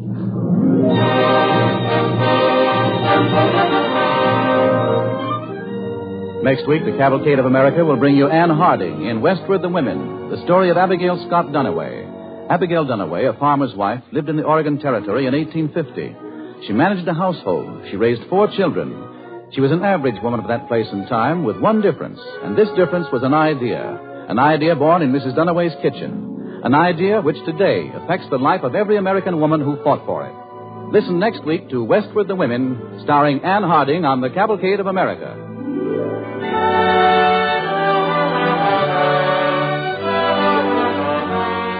Tonight's Cavalcade play was based on A.L. Botkin's book, A Treasury of American Folklore, published by Crown Publishers.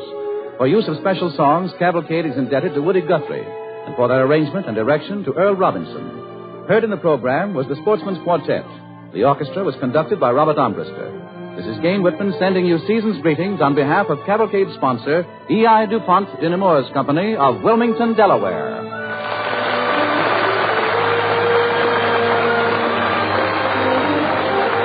This is the National Broadcasting Company.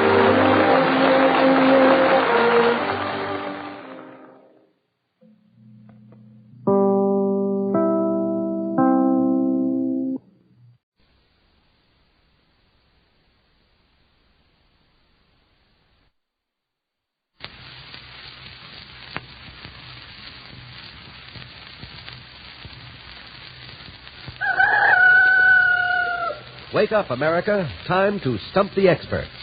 Information, Please is presented each week at this time by H.J. Heinz Company, makers of the famous Heinz 57 varieties. A 4-man board is on hand to answer your questions. Send them to Information, Please at 570 Lexington Avenue, New York 22, New York. We may edit them a trifle, and in case of similarity, we'll have to decide who shall be paid. Any question used nets you with the compliments of Heinz 57, $10 in war stamps, and a copy of the Encyclopedia Britannica World Atlas. If we muff your question, you get $57 in war bonds and stamps and a set of the Encyclopedia Britannica. And don't forget that if the expert should miss all 3 parts of your question, you get, in addition to the Encyclopedia Britannica, a $500 war bond instead of the usual $57. All questions remain our property. Information, Please is presented under the supervision of Dan Golenpaul. And now we present our Master of Ceremonies, Clifton Fadiman.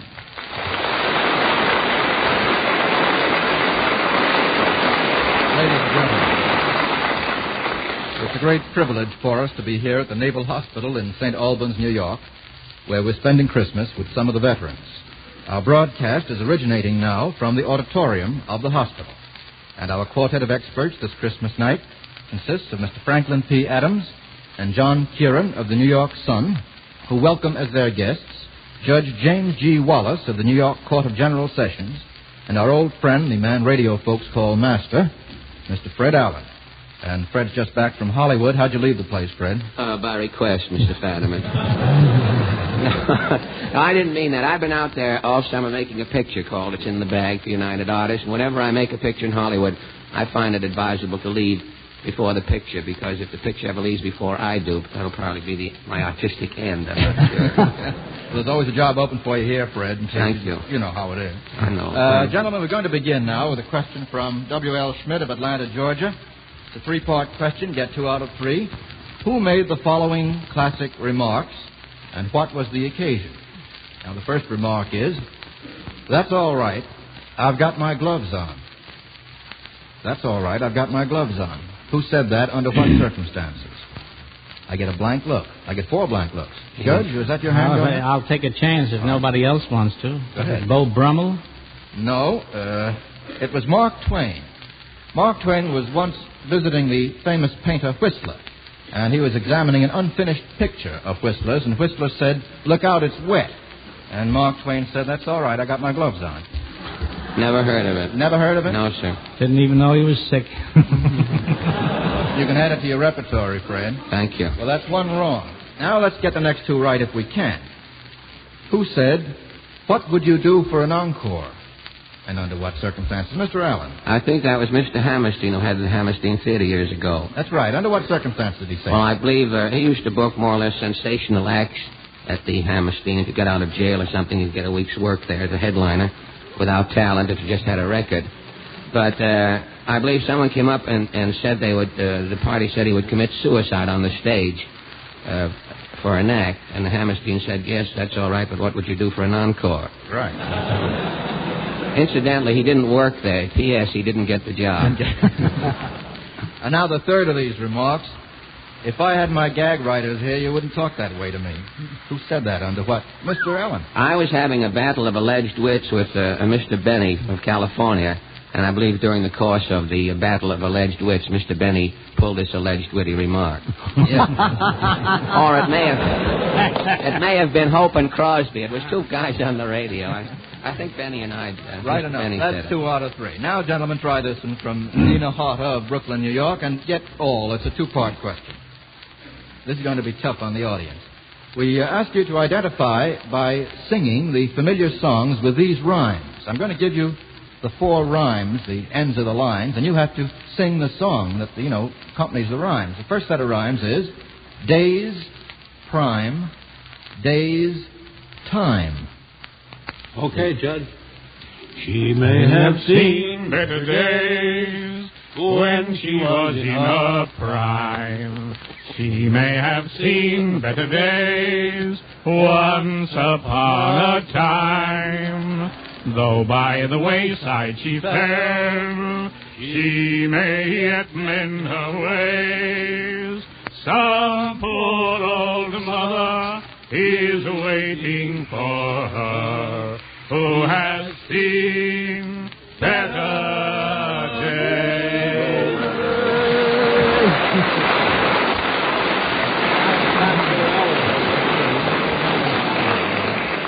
Thank you, gentlemen. A special credit to that duet, Mr. Adams and Judge Wallace. Now, how about another set of rhymes? Are you in voice, Mr. Adams? Try another. Nope. He's a bit down in the cellar, I think. Here's another set of rhymes. Make up the lines that go to them and give us the song. No, caress, no, yes. Don't get that one, eh? You want the rhymes again? I got them. You got them? That's all I got. Haven't got the song. Well, it begins with no also. Now, how about that? If I give you the first line begins with no. No, 1,000 times. I think no. you've got it, Judge. How about a little song? You don't know 1,000 times? No, I don't. No, 1,000 times no. Can't sing that. My pardon doesn't know it. Would you care to give us a solo, Judge? Well, no, I don't think so. Not on that one. No, no, 1,000 times no. That's the way it goes. Yeah. It's too heartbreaking to suit me. You cannot buy my caress. You can't yeah. And how does it go? No, 1,000 times no. I'd rather die than say yes. Yes, I never liked that song. Well, I don't think I'm going to give you full credit on that. I don't like you. We have to get these sung. Oh, you have to sing them, too? Oh, you have to sing them. Oh, I didn't know that. Would you care to sing it? No, not even then. In that case, Heinz 57 will send Miss Harder $57 in war bonds and a set of the Britannica, courtesy of the judge. The boy. Oh, we don't mind. Next one comes from R.D. Amos of Brantford, Ontario, Canada. Get 2 out of 3. Identify the old-time fighter who wore a mustache. An old-time fighter who wore a mustache. Mr. Adams. John L. Sullivan. John L. Sullivan, yes. And what fighter used to burst into tears? Mr. Kieran. Joseph Paul Cookachet, otherwise known as Jack Sharkey. That's right. And why did Sharkey burst into tears? Well, he was a very highly strung athlete. Nervous type. On account of the fact that he had been in the Navy. I bet it was. Now, here's another old-time fighter. This one, after finishing a championship bout in the ring, slugged it out the same night in an alley. He finished a bout in the ring and later on took his opponent on in an alley. Does that come back to any of you gentlemen? Mr. Allen? No, I don't. I never went around alleys to see fights. I was always inside. If there was nothing going on inside, I went home. Oh, I thought you always were found in Allen's alley, Mr. Allen. Well, I did, but that was a refined crevice that we ran. Well, it was Greb and Walker. According to the story, they fought it out again outside a restaurant after Greb had won the championship on July 2nd, 1925. Mr. Kieran, does that come back to you now? Well, I think it was... The alley. That gives us 2 out of 3. What restaurant would be up an alley anyway? They would... That's all we were required to get. Now try this one from Mildred Baker of Jacksonville, New York, and again get 2 out of 3. This is a tricky question, gentlemen. Would you want to play cards with these people, and why? Would you want to play cards with Campaspe? C-A-M-P-A-S-P-E. Mr. Adams. Well, yes. Yes is right. Now you have to tell us who Campaspe is and why you give us that. Cupid and Mike Campaspe played for cards for kisses. Yes. Who paid? I guess Campaspe. That's right. And you're quoting Mr. Adams. Some Elizabethan poet I forget. Miss Kieran? Riley. Yes. John Liley or Lily is the beginning of a famous poem. Now, would you want to play cards with Clark Kent? Clark Kent. Well, you have to know who Clark Kent is. Mr. Allen. I hardly think so. Clark Kent is Superman, isn't he? His cards would be a little big for an ordinary person to handle. Well, it might be that, but isn't it also because he has a particular quality that would make playing with him kind of dangerous? I mean, sparks come out of him? No. He can see the cards, can't he? Oh, true. He has radar eyes. Yeah, X-ray. Infrared. What does he have? Something like that. Infrared eyes. Yeah. Now, would you want to play cards? Would you want to play cards, gentlemen, with Bert Williams? With Bert Williams. Mr. Allen. Well, I don't think so. He used to do a famous card game and song, but I don't. He always played more or less solitaire. Poker. Poker. Well, he played by himself. It would be poker solitaire then, wouldn't it?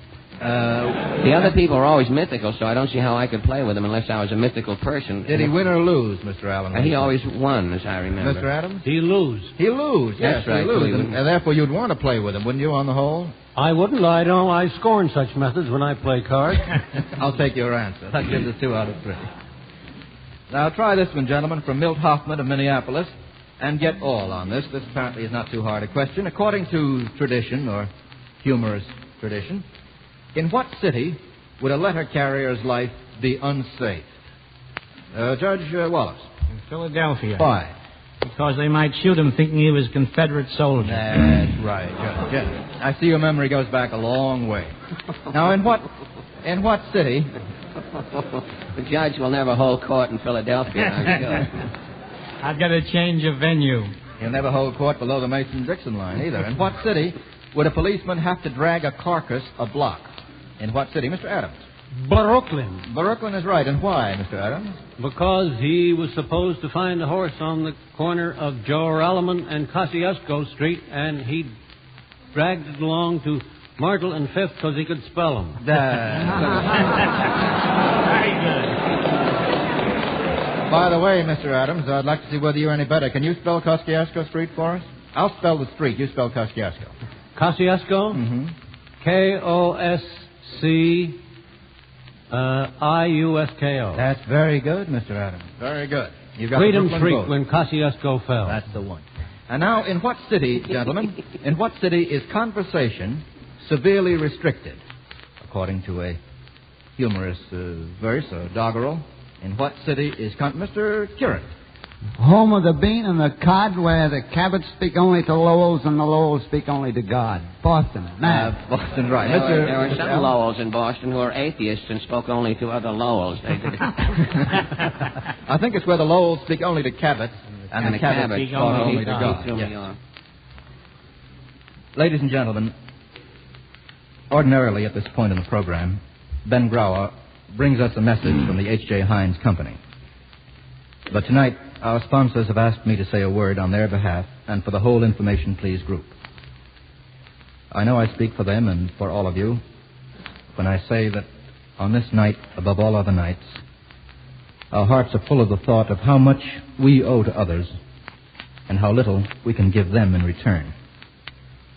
To those who at this very instant are struggling grimly that the Prince of Peace may indeed come into his kingdom, we can say only thank you.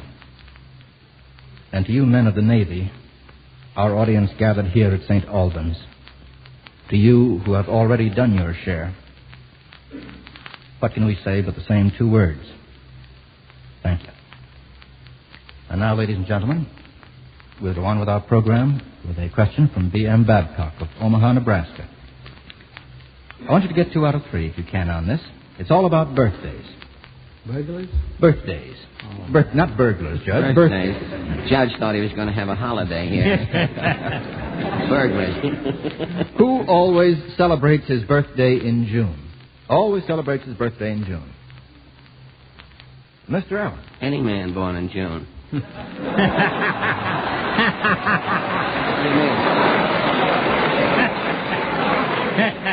Indubitably. I'd love to give you credit on that, Fred. What? But there is a single individual outside of that who always does. Mr. Kieran? Is that a member of a royal house? Yes, it is, Mr. King of England? King of England is right. Why is that, Mr. Kieran? Well, it's just for convenience sake and tradition. They fix it the way they fix the birthdays of horses. It's suitable for celebrations. Nice weather. Yes, nice weather. Now, when does a person legally become of age? When does a person legally become of age? This has to be a very definite day. Judge Wallace? Well, on their 21st birthday, I should say. Well, I don't think that's exactly right, Mr. Adams. I think within 30 days of same. No, according to my information, and Judge, you may contradict me here, it's on the day before the 21st birthday. Am I right there? You may be right. I believe that's so. The day before his 21st birthday, he becomes legally of age. Why do all racehorses have the same birthday? Mr. Kieran. Well, that's in order that they may qualify for the different races that are set for 2-year-olds, 3-year-olds, and upward, and they can be entered ahead of time in these races. You have to have a standard birthday. Therefore, in this country, a horse becomes a 1-year-old on January 1st following the year in which he is foaled. That's exactly right. And just for convenience sake. Just for convenience sake. Well, could it be that because horses have no calendars and don't know what day it is? Maybe it's because horses carry tails. Maybe so. Come back to this program, gentlemen, please. Here's one from Harry Fletcher of Passaic, New Jersey, and he wants you to get 2 out of 3. Identify the performer, famous and votable, who unwrapped a cigar as though he were peeling a banana. Very funny.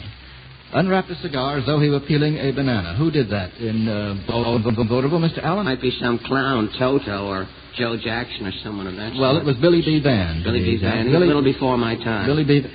Impossible. There were one or two men, Moses and Billy B. Van, were before my time. Billy B. Van is now in the soap business, too. Yes, I've used his soap. It's very good. That's very nice. Fine soap. Who used a banana stalk in a scientific discourse? Mr. Allen.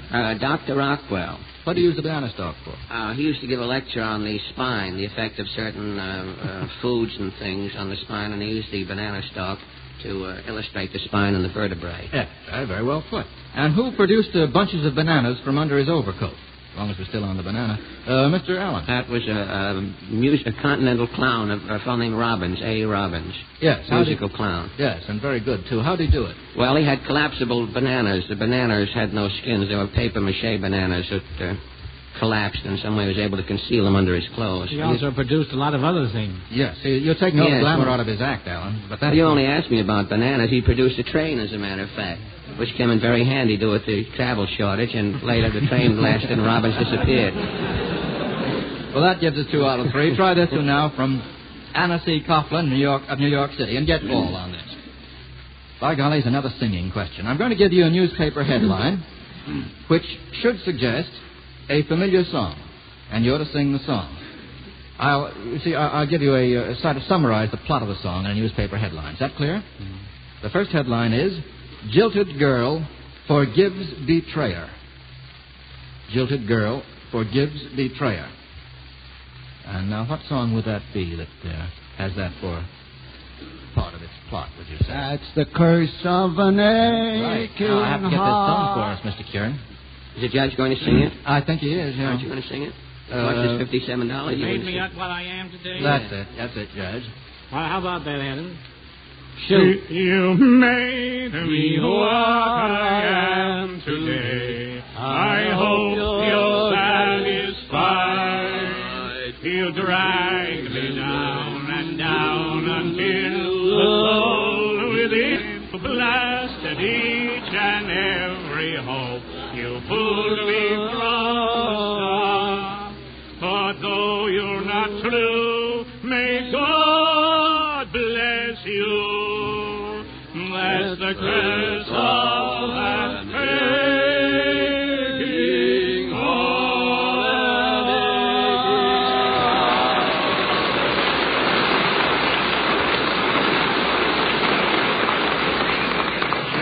This might bring back the revelers, a thing like this. You boys will never have an audience like this again. No, you'll never have this audience again. It might bring back silent pictures. I got another one of these, Judge.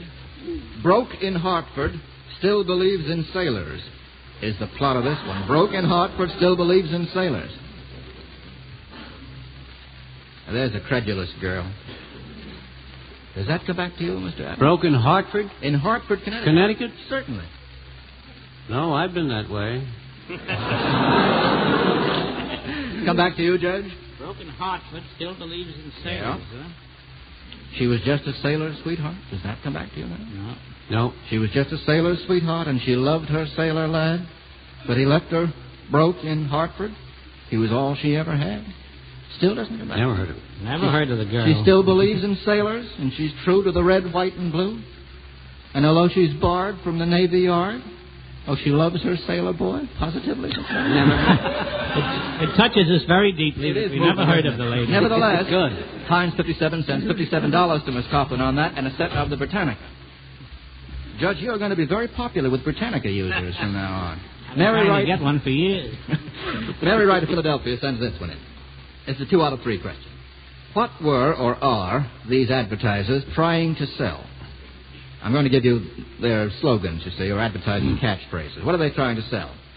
Wouldn't you like to earn $100 a week, too?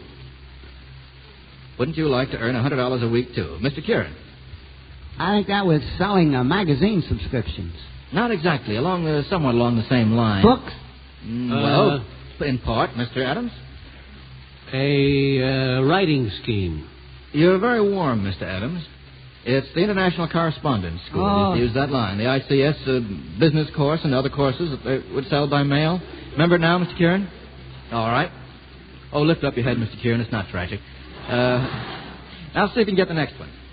When your guests are gone, are you sorry you ever invited them?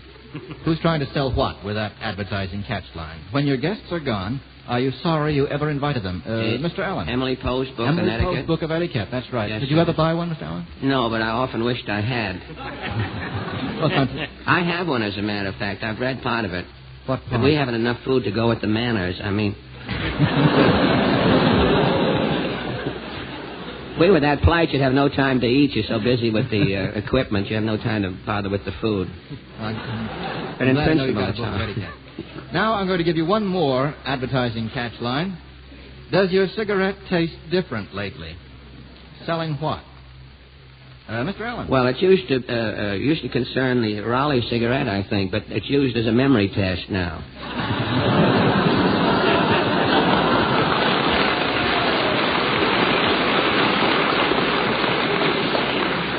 That gives us 2 out of 3. Thanks to the ingenuity of Mr. Allen, sends us on to this question from Violet Fox of New York. Get 2 out of 3 again. Who is described in these lines taken from songs or poems? He's a bit undersized, and you don't feel surprised when he tells you he's only 11. Who is described? Mr. Adams. Somebody in A.A. Milne's book. Jonathan Joe. Well, it's a nice guess, Mr. Adams, but it isn't quite right. Well, it's Milne. No, I hate to contradict you, but I will.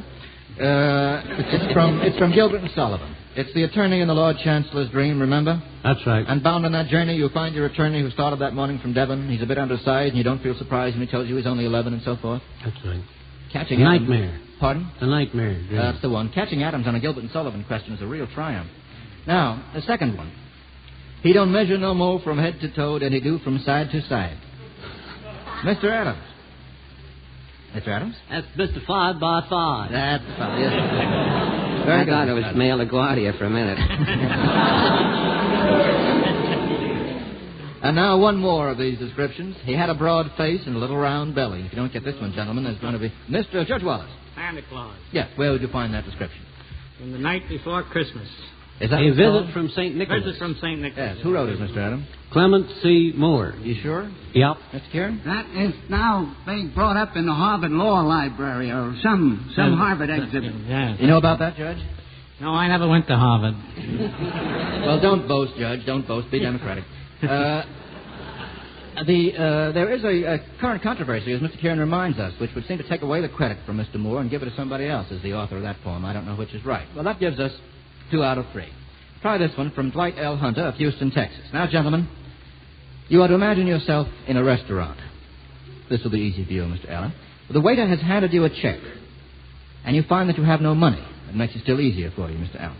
What songs might you sing to express your embarrassment? You don't have to sing these. Mr. Kieran? I can't give you anything but love, honey. Very good. That's one. Now, what else? We'd ought to get two more songs that might... Mr. Kieran again. All of me, why not take all of me? You want to let Mr. Kieran do all the work, Mr. You Adams? mean what the waiter would say, or...? No, what you would say. Oh. What would the waiter say? When you ain't got no money, you needn't come around.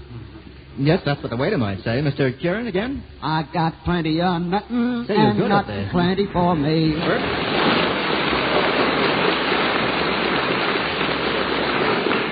Might sing All I Got Is Sympathy. Might sing that. Try this one from Dr. B.H. Goldbach of New York City and get all on it. Who would be on the stage, gentlemen, if the props provided the following meal? If there were, for example, a glass of milk as one of the props, who would be on the stage? This might be an old vaudeville act. Mr. Allen, does that come back to you?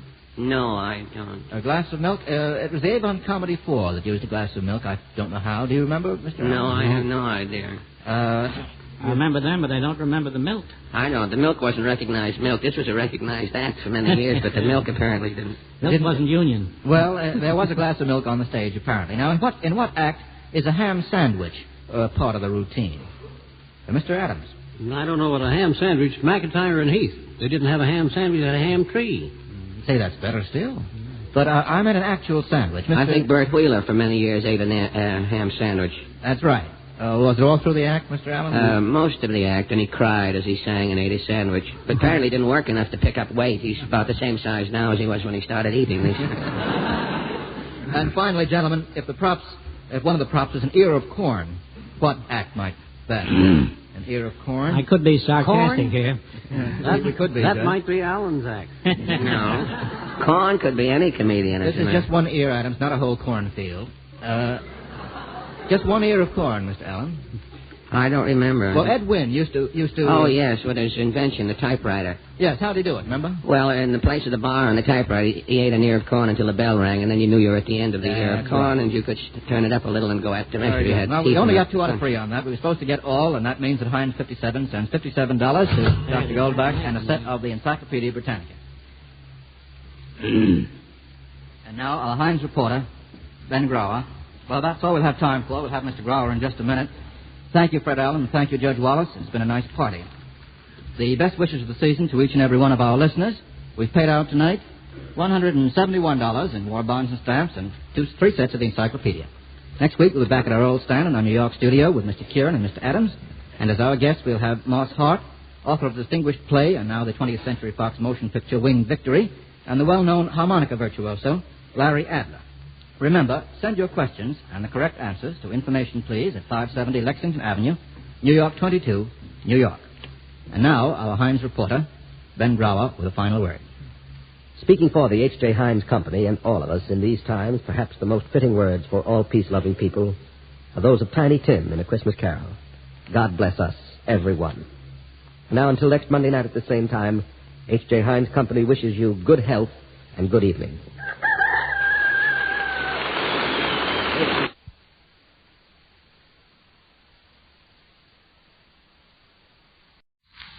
The Miles Laboratories of Elkhart, Indiana, makers of Alka-Seltzer and One-A-Day brand vitamins, invite you now to listen to Lum and Abner's special annual Christmas program.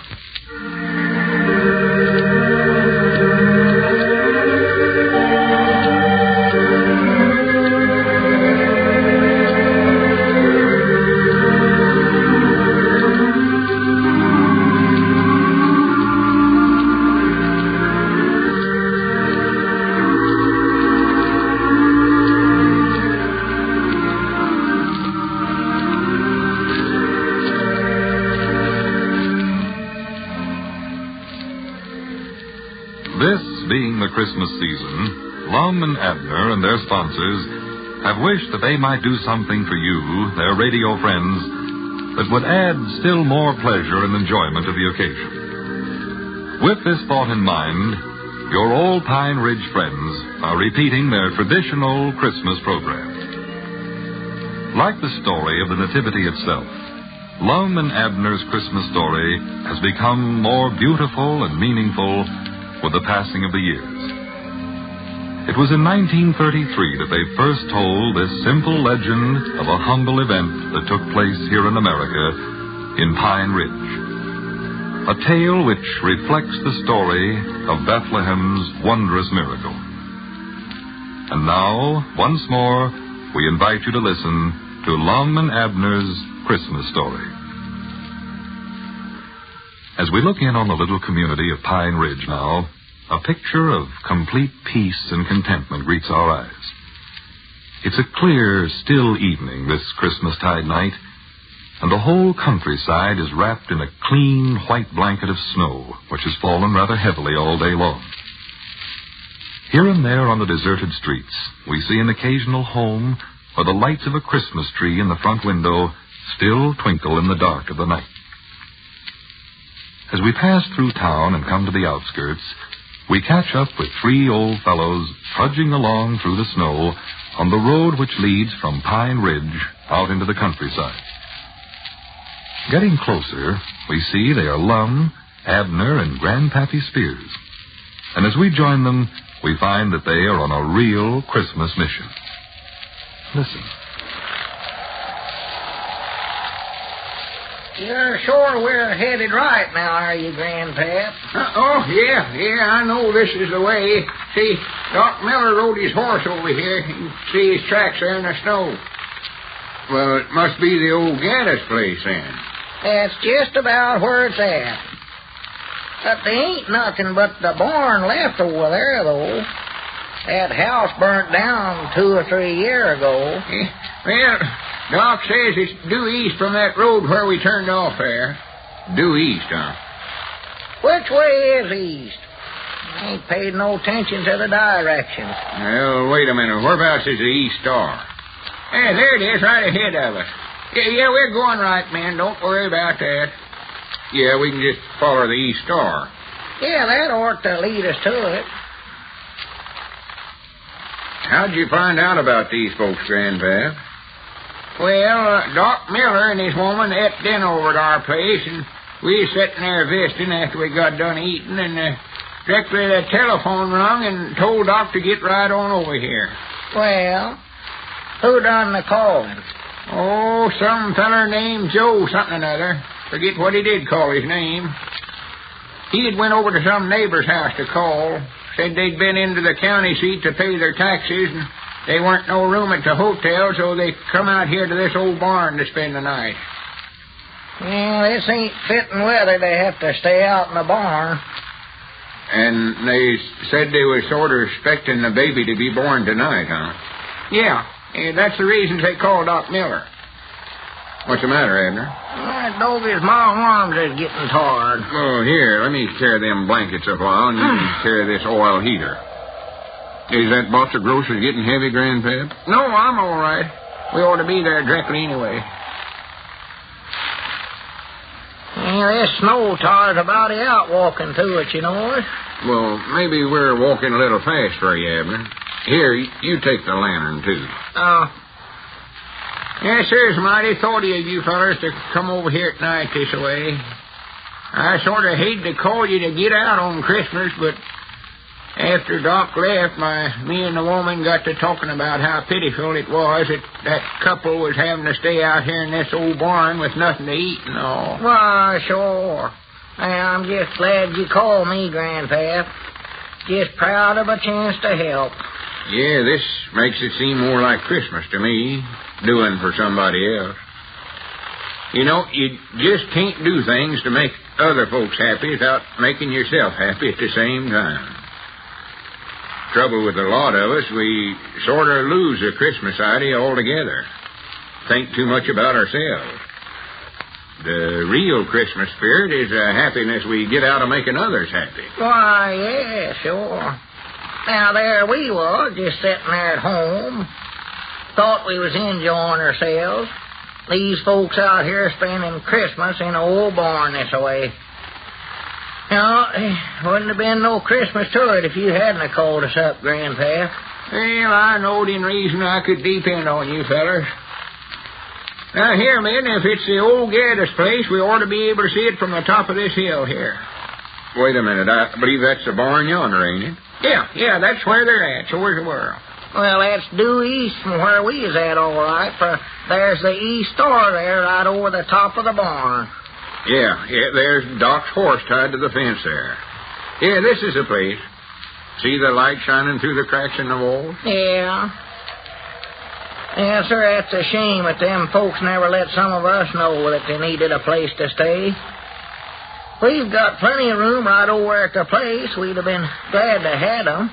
Well, this man that called Doc said they was looking for a place to stay and seen this barn weren't being used, so they just put up there for the night.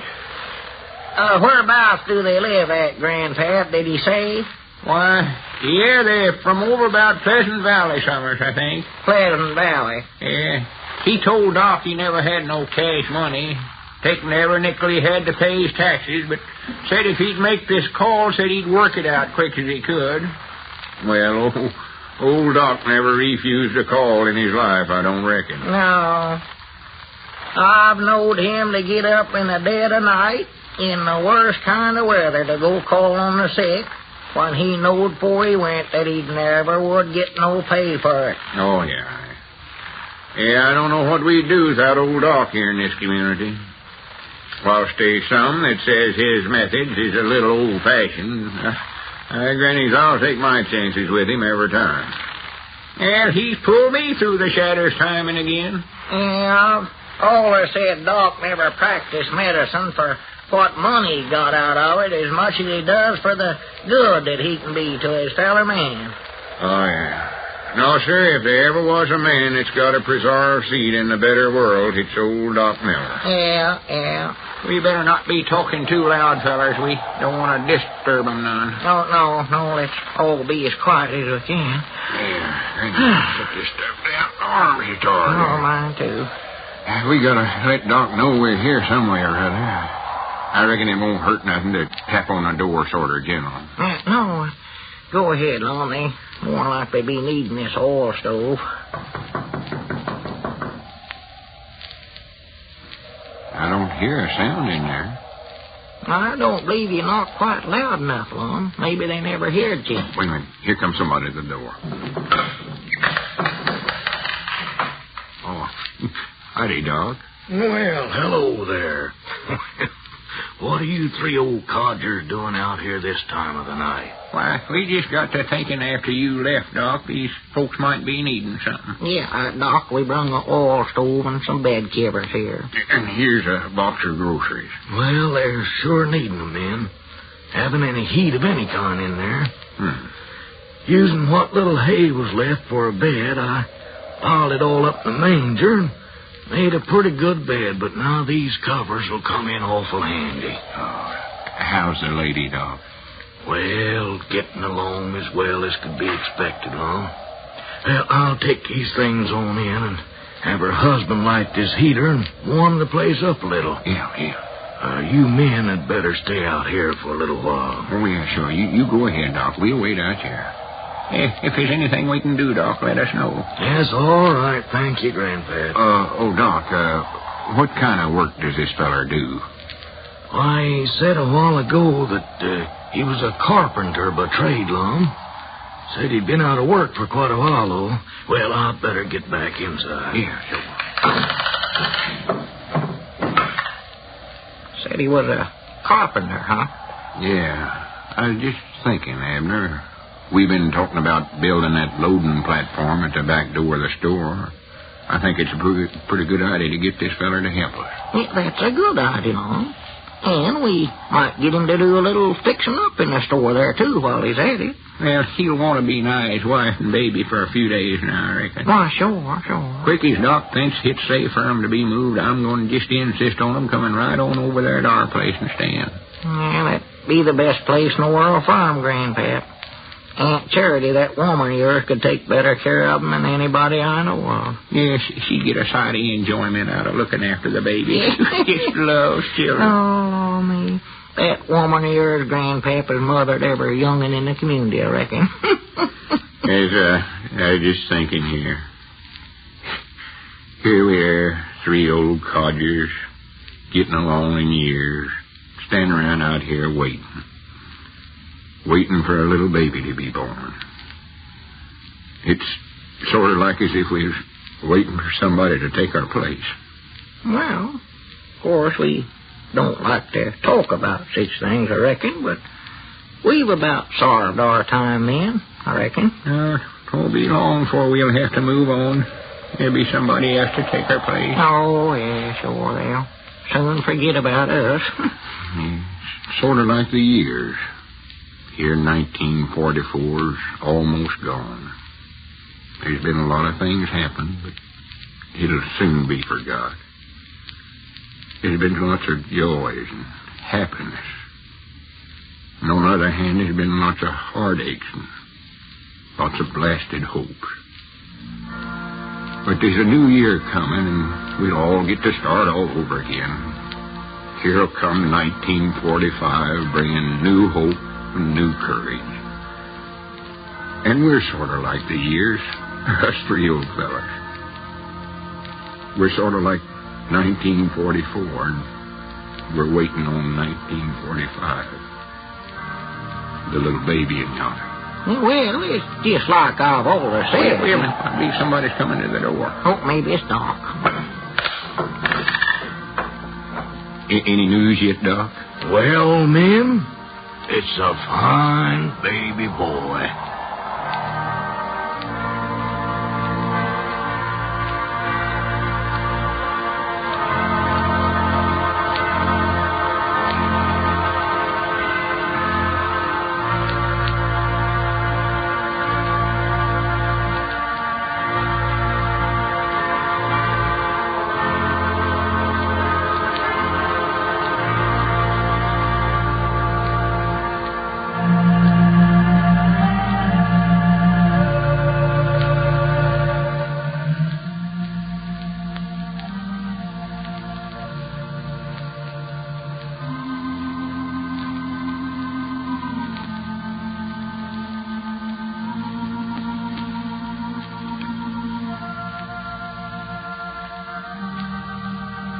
And so it came to pass that a little child was born on December 25th in an old barn in the countryside near the peaceful little community of Pine Ridge.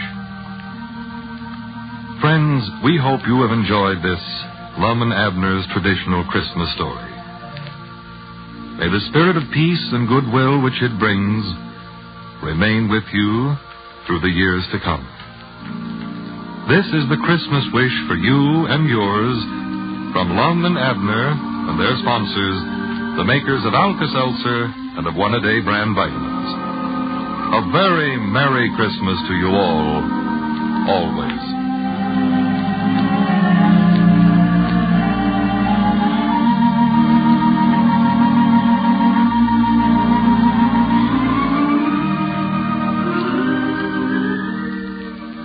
Gene Baker speaking.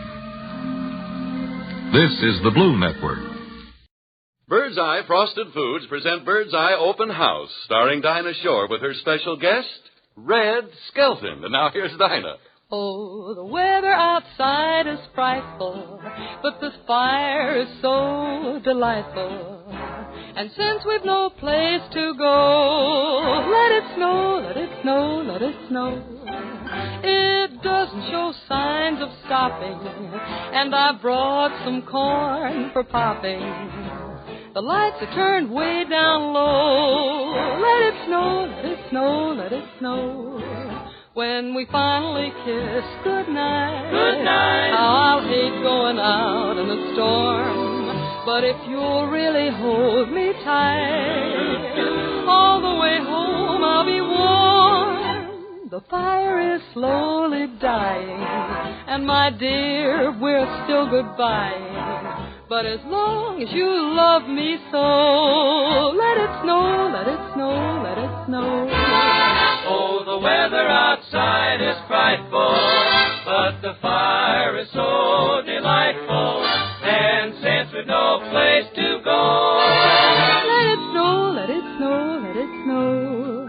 It doesn't show signs of stopping, and I brought some corn for popping. The lights are turned way down low. Let it snow, let it snow, let it snow. When we finally kiss goodnight, I'll hate going out in the storm. But if you'll really hold me tight, all the way home I'll be warm. The fire is slowly dying, and my dear, we're still goodbye. But as long as you love me so, let it snow, let it snow, let it snow, let it snow, let it snow.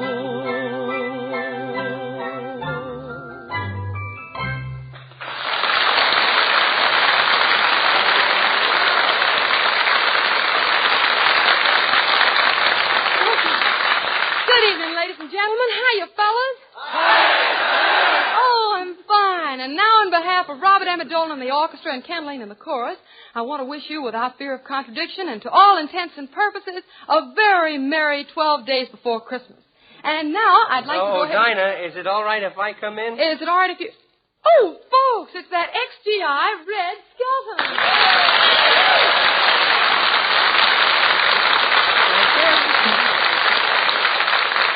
Oh, Red, what a question. Of course you can come in.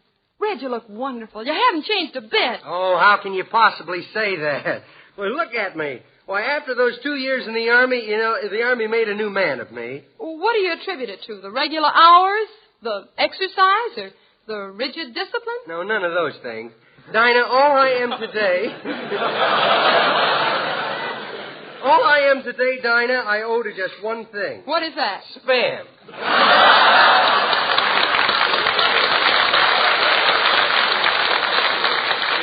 Hiya, Dinah. Hello, Harry. Hey, Dinah, who's your friend? What a question. Harry, don't you listen to the Raleigh cigarette program on Tuesday nights? Raleigh cigarette program? Dinah, don't tell me this is Hildegard.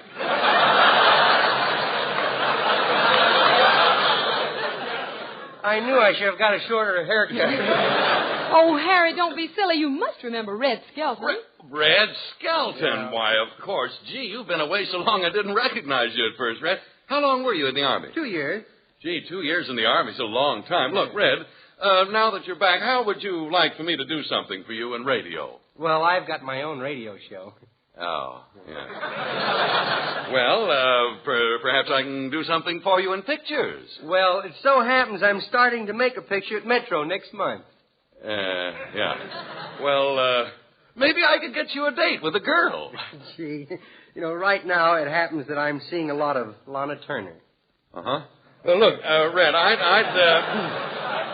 like to ask you a question. What's that? Where does a guy go to enlist? No, listen, Red, just between the two of us now, tell me, are the girls in Paris as charming as they say? Trey, beautiful. Oh. I was very lucky to get a 72-hour pass while in Paris, and a gorgeous mamselle promised me a date for Friday, Saturday, and Sunday, but at the last minute her boyfriend showed up. What happened? Lost weekend. Say, Red, have you seen any of your old buddies from overseas since you've been back? Yeah, this morning I got a call from an old top sergeant. That was right the first time.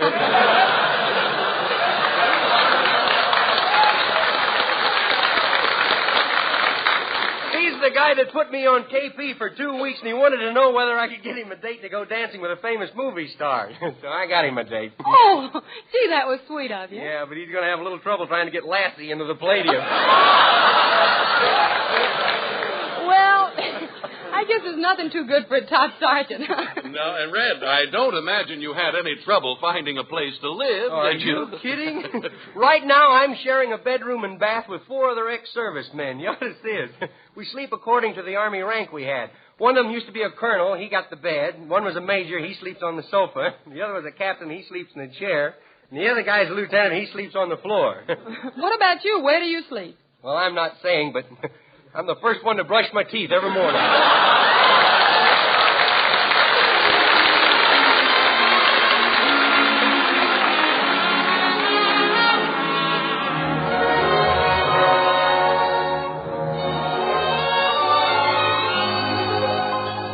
I'm always chasing rainbows, watching clouds drifting by. My schemes are just like all my dreams, ending in the sky. Some fellows look and find the sunshine. I always look and find the rain. Some fellows make a winning sometime. I never even make a game, believe me. I'm always chasing rainbows,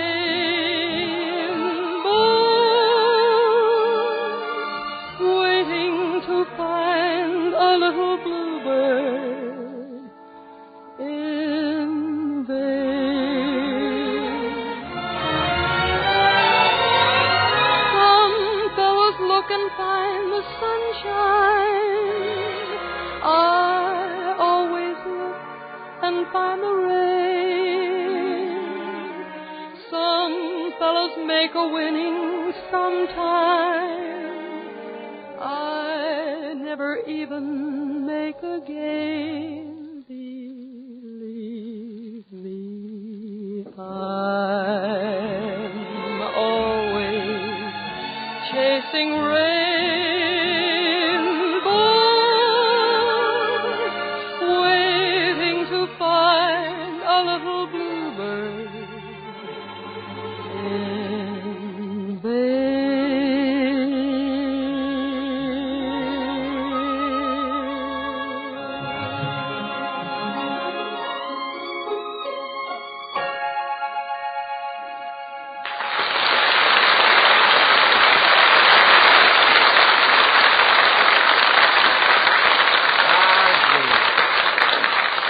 I certainly enjoyed that, Dinah. It's been a long time since I've heard you sing. Thank you, Red. And it's been a long time since I've heard you do something. But, Dinah, I don't sing. No.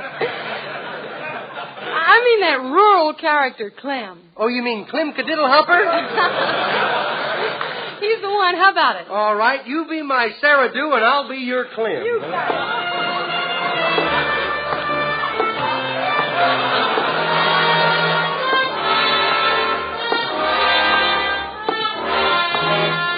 Well, here I am.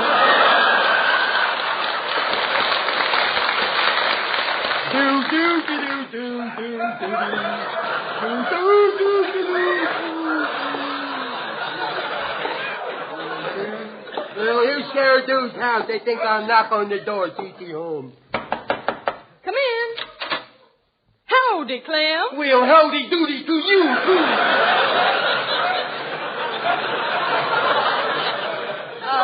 Clem, what kept you so long? Well, I've been working around the farm. I sprayed the whole place with that DDT. Did you get rid of all them ants? Yep. Missing a couple of uncles, too. Here, Sarah, do I brung you something? Oh, Clem. Yep, it's all for you. You know how those fancy folks in Paris, France eat frog legs? Mm-hmm. Well, I couldn't get you any frog legs, so I brung you the next best thing. What's that? Toadstool.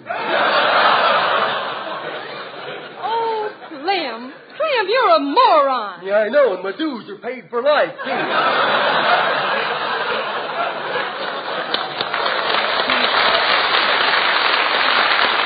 Hey, Sarah, too.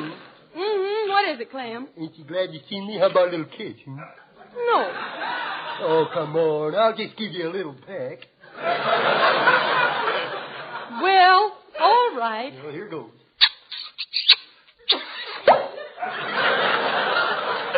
Clem Cadiddlehopper, you said you were only going to give me a peck. Well? While I had my eyes closed, you slipped me a whole bushel. And there's another thing, Clem. Since when did you learn to kiss that away? Since the time I got my lips caught in that electric milking machine.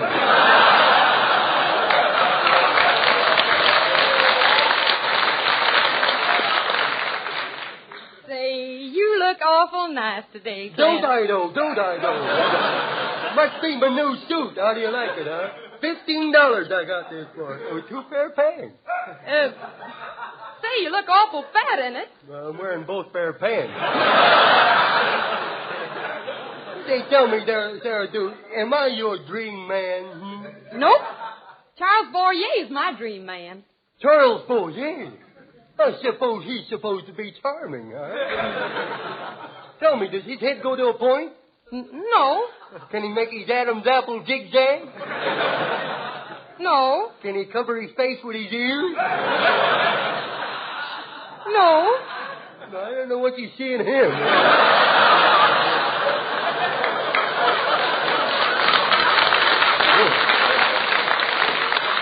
People's choice. That boy can't do anything. You ought to forget about him, Sarah Dew. We can be mighty happy together, you know. I can just picture right on our own little farm. We'll have about 6 cows.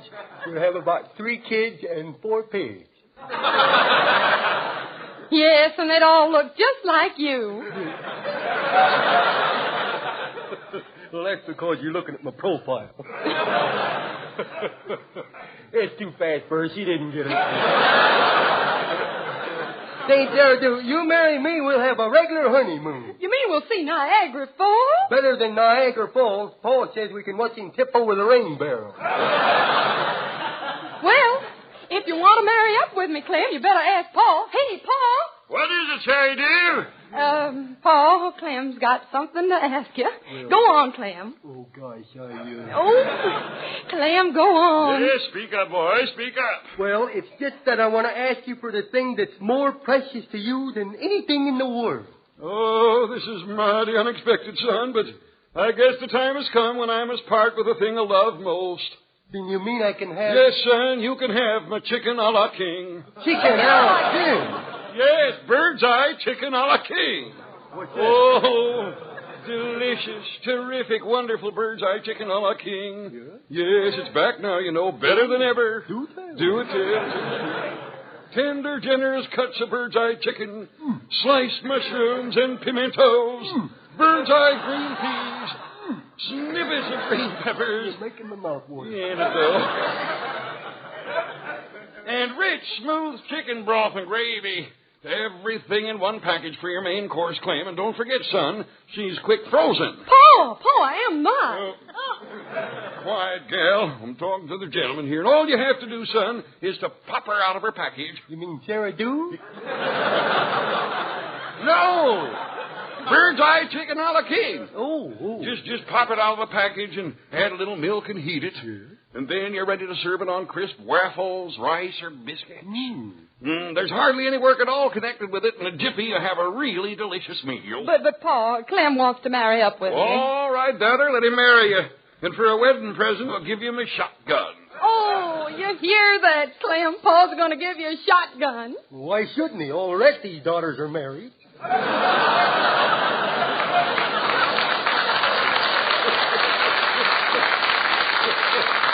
Sort of hot tonight. He's a clever young man, daughter. And now I can spend the rest of my days alone with all my bird's eye chicken a la king. Oh, land of Goshen, it's so darn good. It's in all bird's eye stores now, just waiting for you to buy it, you know. Believe me, you're going to want lots of this new and improved chicken a la king. And so, children, I'll give you my blessing. Oh, you hear that, Clem? Now we can get married. When'll it be? Right away. I got my wedding clothes all ready. You mean you're going to wear a high hat? Yep. And you're going to wear a stiff shirt and a hard collar? That I am. And you're going to wear a full dress suit? Yep. But there's one thing I'm wondering about. What's that? Do you think I'd be overdoing it if I wore shoes?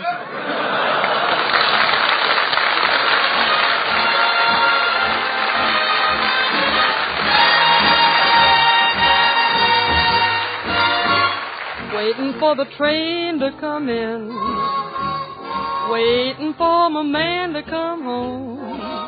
I've counted every minute of each livelong day, been so melancholy since he went away. I've shed 1,000,000 teardrops or more, waiting for the one I adore. I'm waiting in the depot by the railroad track, looking for the choo-choo train that brings him back, waiting for my life to begin,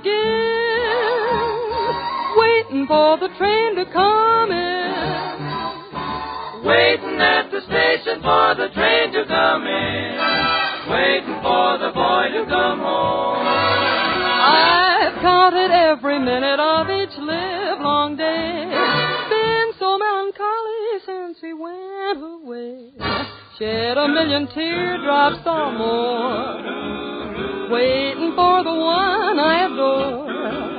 I'm waiting in the depot by the railroad track. She's looking for the choo-choo that will bring him back, waiting for my life to begin, waiting for the train to come in.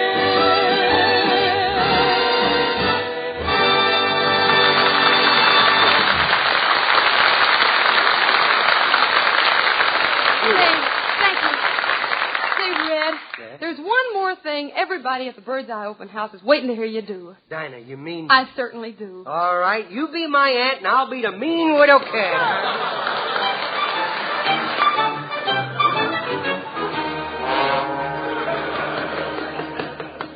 Oh, here it is, 4 o'clock and Junior isn't home yet. Now, where can that child be? Hello, honey, how you come? Junior, look at your suit. It's black. It's all covered with mud. I've got a good mind to... Well, gee whiz, me marbles falling. I had to pick 'em up, didn't I? Oh, don't talk silly. How could you get so muddy picking up your marbles? They fall in a sewer. Oh, you little... You'll have to change your clothes. Oh. Tell me, Junior, what did you learn in nursery school today? I learned all about the American Revolution. Boy, was that exciting. That's the most exciting thing I ever heard about. First, George Washington was winning, bang, bang. And then the British was winning, bang, bang, bang. And then George Washington was winning, bang, bang. Then the British was winning, bang, bang. And then... Well, now, never mind about that. Who finally won? I ain't sure, but when the bell rang, Washington was way ahead. I know. Hey, Annie, I got something in mind. You couldn't give me a quarter. Give me a quarter, will you? Give me a dime, then. Give me a dime. Give me No. A dime. How about a nickel? Give me a nickel, huh? No. But here's a penny. Well, that's me. A penny? Yes. Guys, we sure doing our bit to stop inflation, ain't we? Well, now, never mind that, Okay. Junior. Heavens, where did you get that nasty cut on your finger? Yeah, ain't that awful? I cut it to shaving this morning. Oh, Junior, don't be silly. You haven't any whiskers. I know I hasn't, but the pussycat has. Oh, my heavens. Well, don't you ever touch your uncle's razor again. You might hurt yourself very badly with it. Then can I use his electric razor? That's worse. You might electrocute. Yeah.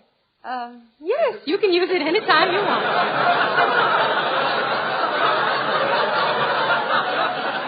Sure that does me, doesn't it? But now you go right to the medicine chest and put some peroxide on that cut. Now, Cat, I looked for some this morning, but there's none there. Oh, Junior, don't be silly. Who could have used up a whole bottle of peroxide? I don't know. I don't know who did it. But my, ain't your hair blonde today? Junior, I'm taking you somewhere. Oh, good. I'm dying to see Gene Audrey. You are going to see a psychiatrist. I want to find out why you're such a mean little kid.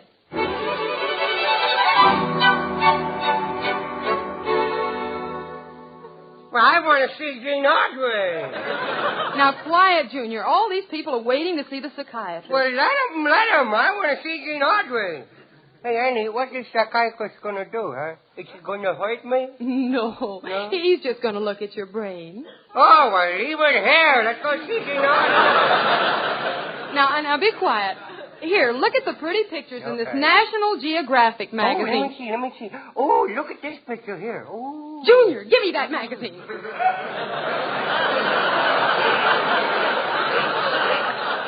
Gee, it's just like Esquire with maps, ain't it?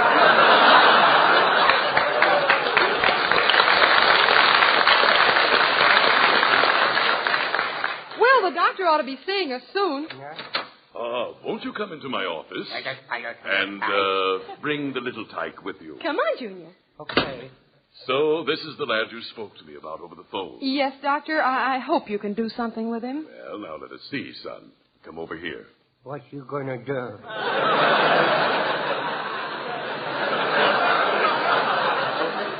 Now, there's nothing to be afraid of. All right. I just want to ask you a few questions. Oh, really? Now, just lie down on this sofa. Close your eyes. I'll turn the lights down low, and I'll sit right next to you. You want me to lay down with my eyes closed and you sit next to me? That's right. Not me, boy, not me. No. Why not? The last time I did that, somebody swiped me bubble gum. Not me, boy. Oh, come now. I'm losing patience. Well, you should. You're a rotten doctor. Junior! Junior! Don't you hit me. Junior! Don't you hit me. It's quite all right, madam. It's quite all right. He's an impetuous little one, isn't he? Now, tell me, son. Son, listen to me. Yes? If I had an arithmetic book in one hand Yes? and a $5 bill in the other, Oh. which would you take? Hey, Annie, let's get out of here. This guy's nuts. Well, mighty interesting. Now, just one more thing, my boy. What's that? Are you ever troubled by dreams? You mean the kind where great big green dragons chase me? Yes. And we're hanging off a high precipice by me little pinky? Yes. And I fall into a big hole filled with hundreds and thousands of long, wiggly snakes? Yes. No, I never had none like that.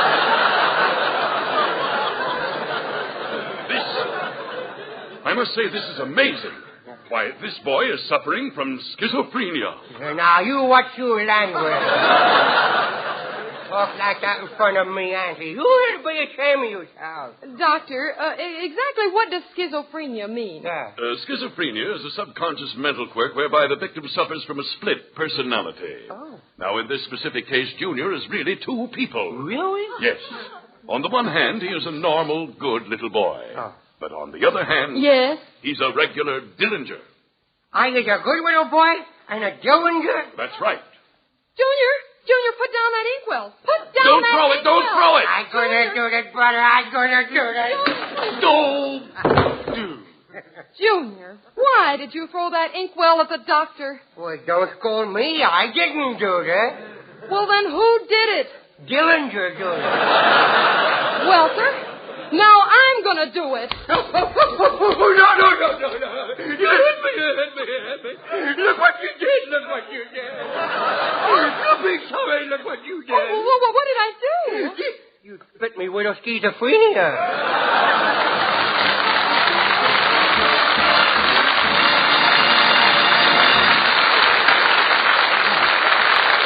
Say, friends, do you want to know about a really versatile vegetable? Well, then, get acquainted with bird's eye squash. Now, there's a delicious vegetable that you can do wonders with. As a golden vegetable, it's superb. As a dessert, it's superber, so help me. Now, try bird's eye squash in a pumpkin pie, and you'll see what I mean. It's easy to make because bird's eye squash comes to you all cooked and pureed, so all you have to do is thaw, mix with milk, egg, and seasoning, pour into the pie crust, and bake. Honestly, you'll find bird's eye squash makes the most mouth-watering pumpkin pie filling you ever tasted. And while you're at your bird's eye store, why not pick up some bird's eye chicken a la king and serve it for dinner tomorrow night? A whole main course in one package that takes just a minute to prepare. Get some tomorrow, huh?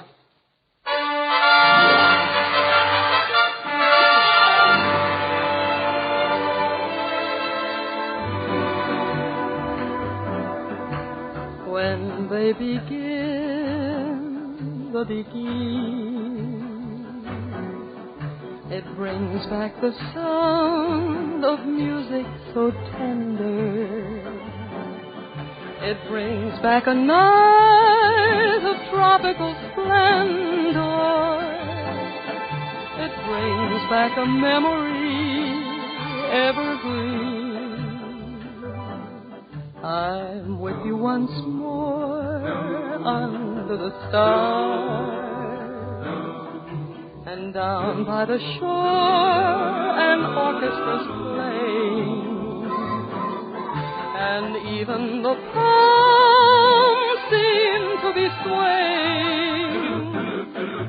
When they begin the beguine, to live it again is past all endeavor. Except when that tune clutches my heart, and there we are, swearing to love forever, and promising never to part. What moments divine, what rapture serene. Clouds came along to disperse the joy we had tasted. And now when I hear people curse the chance that was wasted, I know but too well what they mean. So don't let them begin the beguine. Let the love that was once a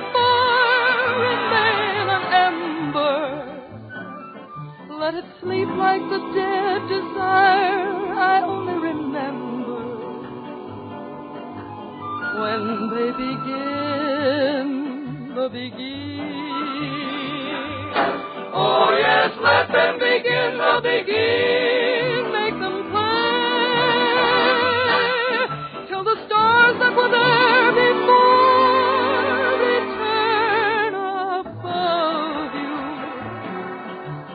Whisper to me once more, darling, I love you. We suddenly know what heaven we're in when they begin the beguine. When they begin the beguine.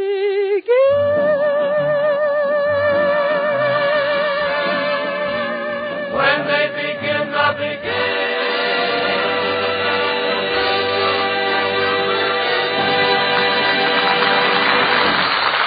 we're a little late. Next week we're going to be all together. George Burns, Gracie Allen, the Maxwell House Show, and Dinah Shore's open house with a special guest, Dinah's husband, George Montgomery. Try to be with us.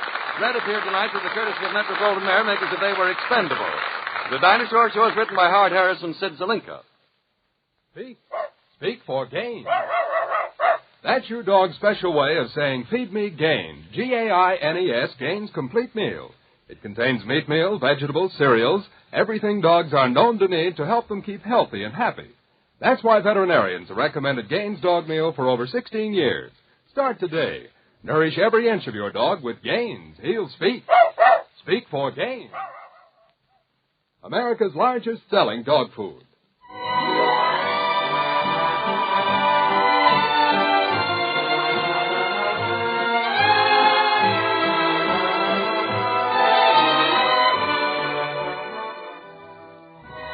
This is the National Broadcasting Company.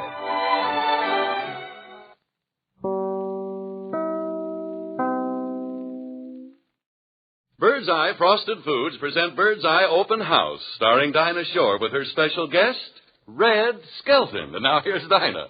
Oh, the weather outside is frightful, but the fire is so delightful. And since we've no place to go, let it snow, let it snow, let it snow. It doesn't show signs of stopping, and I brought some corn for popping. The lights are turned way down low. Let it snow, let it snow, let it snow. When we finally kiss goodnight, how I'll hate going out in the storm. But if you'll really hold me tight, all the way home I'll be warm. The fire is slowly dying, and my dear, we're still goodbye. But as long as you love me so, let it snow, let it snow, let it snow. Oh, the weather outside is frightful, but the fire is so delightful. And since we've no place to go, let it snow, let it snow, let it snow. It doesn't show signs of stopping, and I brought some corn for popping. The lights are turned way down low. Let it snow, let it snow, let it snow. When we finally kiss goodnight, how I'll hate going out in the storm. But if you'll really hold me tight, all the way home I'll be warm. The fire is slowly dying, and my dear, we're still goodbye. But as long as you love me so, let it snow, let it snow, let it snow, let it snow, let it snow.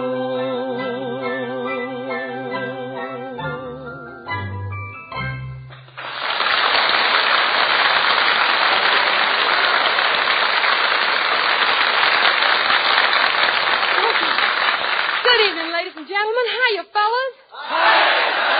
Oh, I'm fine. And now, on behalf of Robert Emmett-Dolan and the orchestra and Ken Lane and the chorus, I want to wish you, without fear of contradiction and to all intents and purposes, a very merry 12 days before Christmas. And now, I'd like to go ahead... Oh, Dinah, is it all right if I come in? Is it all right if you... Oh, folks, it's that XGI Red Skelton.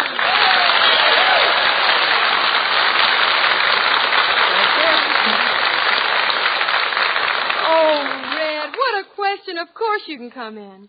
Red, you look wonderful. You haven't changed a bit. Oh, how can you possibly say that? Well, look at me. Why, after those 2 years in the Army, you know, the Army made a new man of me. What do you attribute it to? The regular hours? The exercise? Or the rigid discipline? No, none of those things. Dinah, all I am today... all I am today, Dinah, I owe to just one thing. What is that? Spam.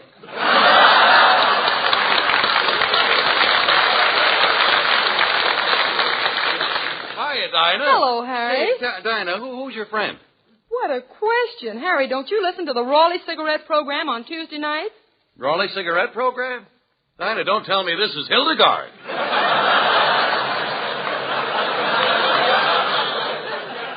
I knew I should have got a shorter haircut. Oh, Harry, don't be silly. You must remember Red Skelton. Red Skelton? Why, of course. Gee, you've been away so long I didn't recognize you at first, Red. How long were you in the Army? 2 years. Gee, 2 years in the Army's a long time. Look, Red, now that you're back, how would you like for me to do something for you in radio? Well, I've got my own radio show. Oh, yeah. Well, perhaps I can do something for you in pictures. Well, it so happens I'm starting to make a picture at Metro next month. Yeah. Well, maybe I could get you a date with a girl. Gee, right now it happens that I'm seeing a lot of Lana Turner. Uh-huh. Well, look, Red, I'd like to ask you a question. What's that? Where does a guy go to enlist? No, listen, Red, just between the two of us now, tell me, are the girls in Paris as charming as they say? Train, beautiful. Oh. I was very lucky to get a 72-hour pass while in Paris, and a gorgeous mamselle promised me a date for Friday, Saturday, and Sunday, but at the last minute her boyfriend showed up. What happened? Lost weekend. Say, Red, have you seen any of your old buddies from overseas since you've been back? Yeah, this morning I got a call from an old top sergeant. That was right the first time.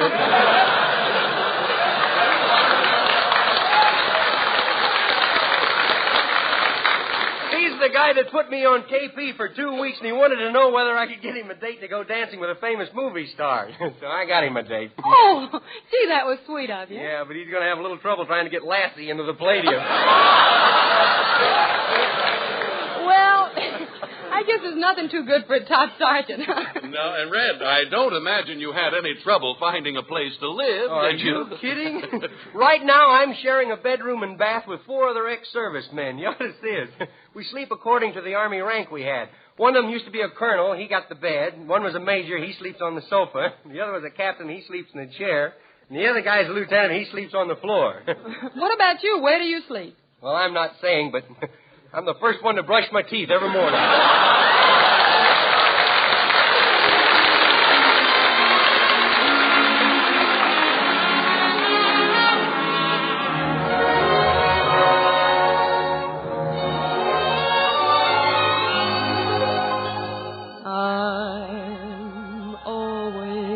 Chasing rainbows, watching clouds drifting by. My schemes are just like all my dreams, ending in the sky.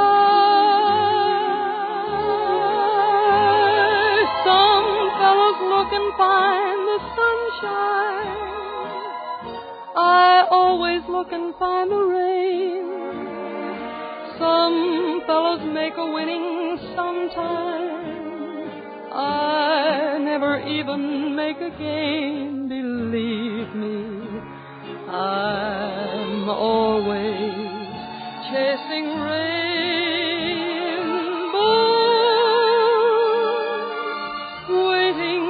find a little bluebird in vain. Some fellows look and find the sunshine. I always look and find the rain. Some fellows make a winning sometime. I never even make a game, believe me. I'm always chasing rainbows, waiting to find a little bluebird in vain.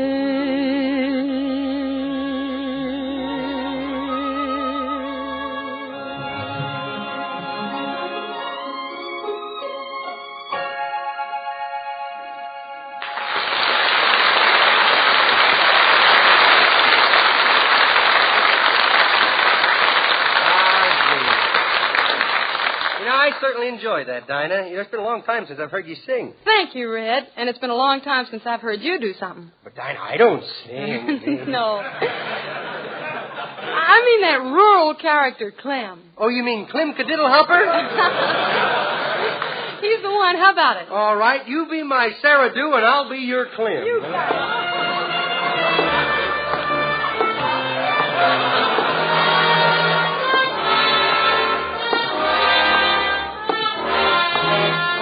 Well, here I am.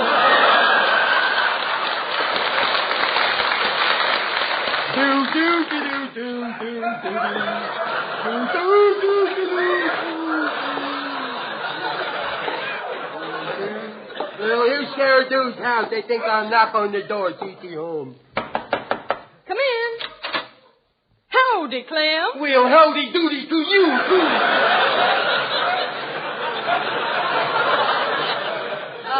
Clem, what kept you so long? Well, I've been working around the farm. I sprayed the whole place with that DDT. Did you get rid of all them ants? Yep. Missing a couple of uncles, too. Here, Sarah, Dew, I brung you something. Oh, Clem. Yep, it's all for you. You know how those fancy folks in Paris, France eat frog legs? Mm-hmm. Well, I couldn't get you any frog legs, so I brung you the next best thing. What's that? Toadstool. Oh, Clem. Clem, you're a moron. Yeah, I know, and my dues are paid for life, too.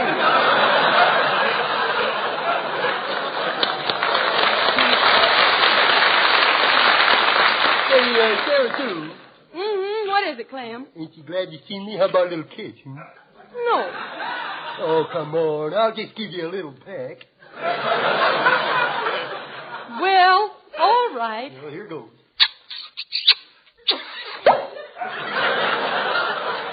Clem Cadiddlehopper, you said you were only going to give me a peck. Well? While I had my eyes closed, you slipped me a whole bushel. And there's another thing, Clem. Since when did you learn to kiss that way? Since the time I got my lips caught in that electric milking machine.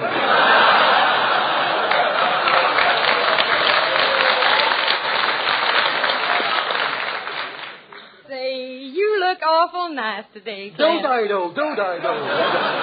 Must be my new suit. How do you like it, huh? $15 I got this for. Oh, 2 pair of pants. Say, you look awful fat in it. Well, I'm wearing both pair of pants. Say, tell me, Sarah Dew, am I your dream man? Hmm? Nope. Charles Bourrier is my dream man. Charles Bourrier? I suppose he's supposed to be charming, huh? Tell me, does his head go to a point? No. Can he make his Adam's apple zigzag? No. Can he cover his face with his ears? No. I don't know what you see in him.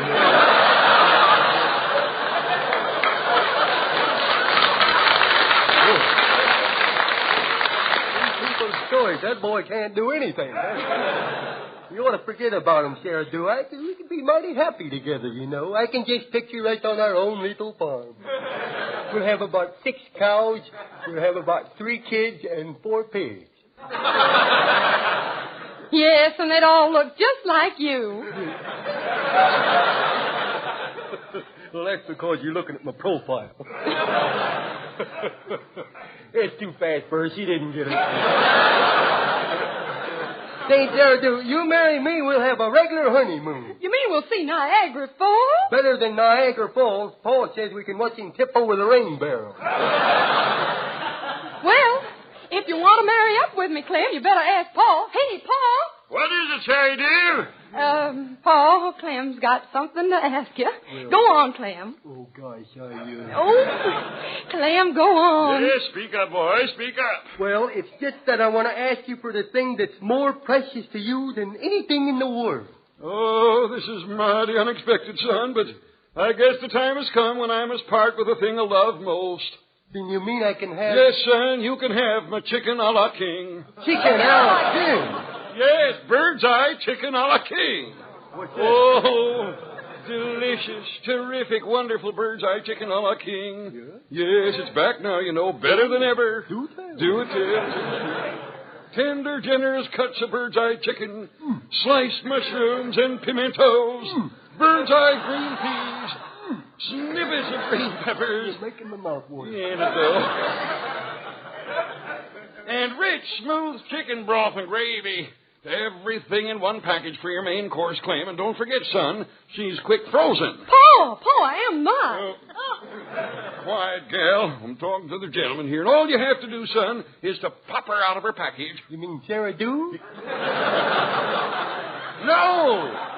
Bird's eye chicken a la king. Oh. Just pop it out of the package and add a little milk and heat it. And then you're ready to serve it on crisp waffles, rice, or biscuits. There's hardly any work at all connected with it. In a jiffy, you have a really delicious meal. But Paul, Clem wants to marry up with me. All right, daughter, let him marry you. And for a wedding present, I'll give you my shotgun. Oh, you hear that, Clem? Paul's going to give you a shotgun. Why shouldn't he? All the rest of these daughters are married.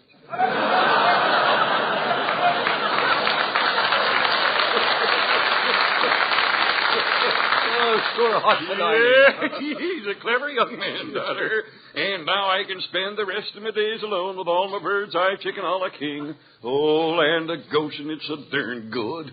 It's in all bird's eye stores now, just waiting for you to buy it, you know. Believe me, you're going to want lots of this new and improved chicken a la king. And so, children, I'll give you my blessing. Oh, you hear that, Clem? Now we can get married. When'll it be? Right away. I got my wedding clothes all ready. You mean you're going to wear a high hat? Yep. And you're going to wear a stiff shirt and a hard collar? That I am. And you're going to wear a full dress suit? Yep. But there's one thing I'm wondering about. What's that? Do you think I'd be overdoing it if I wore shoes?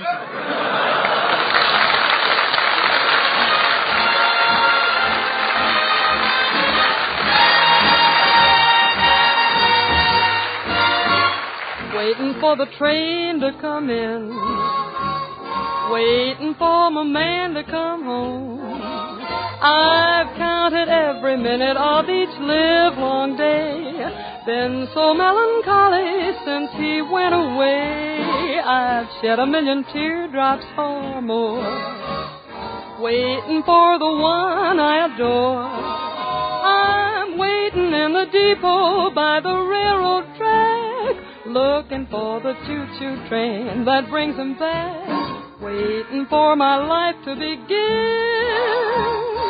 waiting for the train to come in, waiting at the station for the train to come in, waiting for the boy to come home. I've counted every minute of each livelong day, been so melancholy since he went away. Shed a million teardrops or more, waiting for the one I adore. I'm waiting in the depot by the railroad track. She's looking for the choo-choo that will bring him back, waiting for my life to begin, waiting for the train to come in.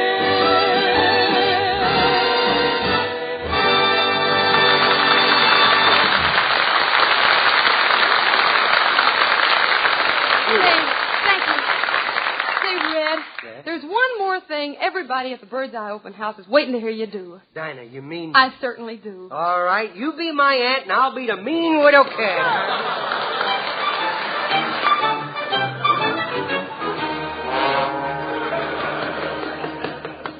Oh, here it is, 4 o'clock and Junior isn't home yet. Now, where can that child be? Hello, honey, how you come? Junior, look at your suit. It's black. It's all covered with mud. I've got a good mind to... Well, gee, where's me marbles for? And I had to pick 'em up, didn't I? Oh, don't talk silly. How could you get so muddy picking up your marbles? They fall in a sewer. Oh, you little... You'll have to change your clothes. Oh. Tell me, Junior, what did you learn in nursery school today? I learned all about the American Revolution. Boy, was that exciting. That's the most exciting thing I ever heard about. First, George Washington was winning, bang, bang. And then the British was winning, bang, bang, bang. And then George Washington was winning, bang, bang. Then the British was winning, bang, bang. And then... Well, now, never mind about that. Who finally won? I ain't sure, but when the bell rang, Washington was way ahead. I know. Hey, Annie, I got something in mind. Couldn't you give me a quarter? Give me a quarter, will you? Mm-mm. Give me a dime, man. Give me a dime. Give me No. a dime. How about a nickel? Give me a nickel, huh? No. But here's a penny. Well, that's me. A penny? Yes. Guys, we sure doing our bit to stop inflation, ain't we? Well, now, never mind that, Okay. Junior. Heavens, where did you get that nasty cut on your finger? Yeah, ain't that awful? I cut it this evening this morning. Oh, Junior, don't be silly. You haven't any whiskers. I know I hasn't, but the pussycat has. Oh, my heavens. Well, don't you ever touch your uncle's razor again. You might hurt yourself very badly with it. Then can I use his electric razor? That's worse. You might electrocute. Yeah. Yes, you can use it any time you want.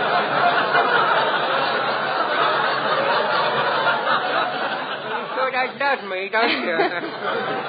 But now you go right to the medicine chest and put some peroxide on that cut. Now, Cat, I looked for some this morning, but there's none there. Oh, Junior, don't be silly. Who could have used up a whole bottle of peroxide? I don't know. I don't know who did it. But my, ain't your hair blonde today? Junior, I'm taking you somewhere. Oh, good. I'm dying to see Gene Audrey. You are going to see a psychiatrist. I want to find out why you're such a mean little kid.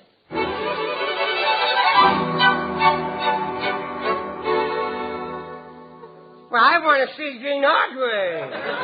Now, quiet, Junior. All these people are waiting to see the psychiatrist. Well, let him. I want to see Gene Audrey.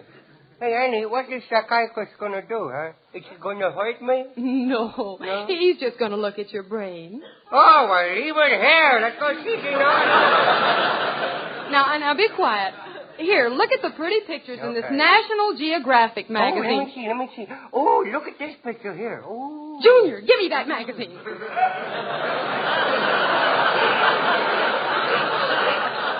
Gee, it's just like Esquire with maps, ain't it?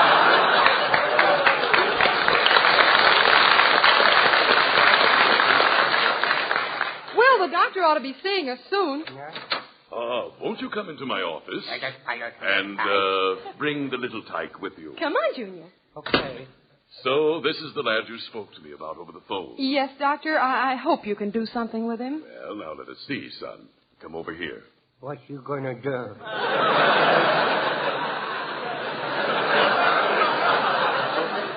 Now, there's nothing to be afraid of. All right. I just want to ask you a few questions. Oh, really? Now, just lie down on this sofa. Close your eyes. I'll turn the lights down low, and I'll sit right next to you. You want me to lay down with my eyes closed and you sitting next to me? That's right. Not me, boy, not me. No. Why not? The last time I did that, somebody swiped me bubble gum. Not me, boy. Oh, come now. I'm losing patience. Well, you should. You're a rotten doctor. Junior! Junior! Don't you hit me. Junior! Don't you hit me. It's quite all right, madam. It's quite all right. He's an impetuous little one, isn't he? Now, tell me, son. Son, listen to me. Yes? If I had an arithmetic book in one hand Yes? and a $5 bill in the other, Oh. which would you take? Hey, Annie, let's get out of here. This guy's nuts. Well, mighty interesting. Now, just one more thing, my boy. What's that? Are you ever troubled by dreams? You mean the kind where great big green dragons chase me? Yes. And we're hanging off a high precipice by me little pinky? Yes. And I fall into a big hole filled with hundreds and thousands of long, wiggly snakes? Yes. No, I never had none like that.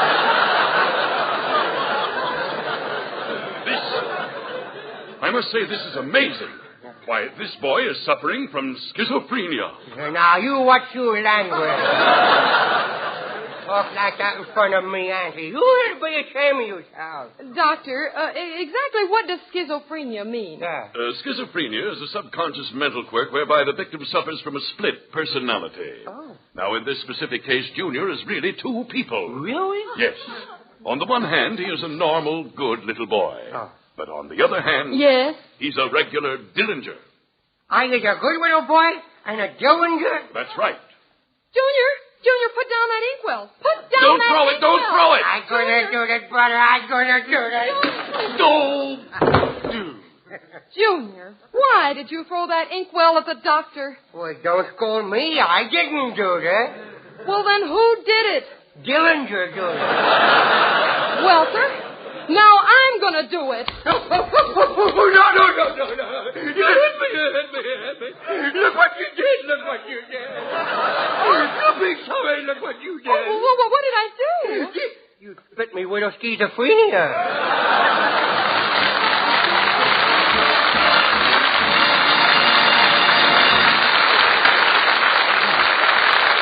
Say, friends, do you want to know about a really versatile vegetable? Well, then, get acquainted with bird's eye squash. Now, there's a delicious vegetable that you can do wonders with. As a golden vegetable, it's superb. As a dessert, it's superber, so help me. Now, try bird's eye squash in a pumpkin pie, and you'll see what I mean. It's easy to make because bird's eye squash comes to you all cooked and pureed, so all you have to do is thaw, mix with milk, egg, and seasoning, pour into the pie crust, and bake. Honestly, you'll find bird's eye squash makes the most mouth-watering pumpkin pie filling you ever tasted. And while you're at your bird's eye store, why not pick up some bird's eye chicken a la king and serve it for dinner tomorrow night? A whole main course in one package that takes just a minute to prepare. Get some tomorrow, huh?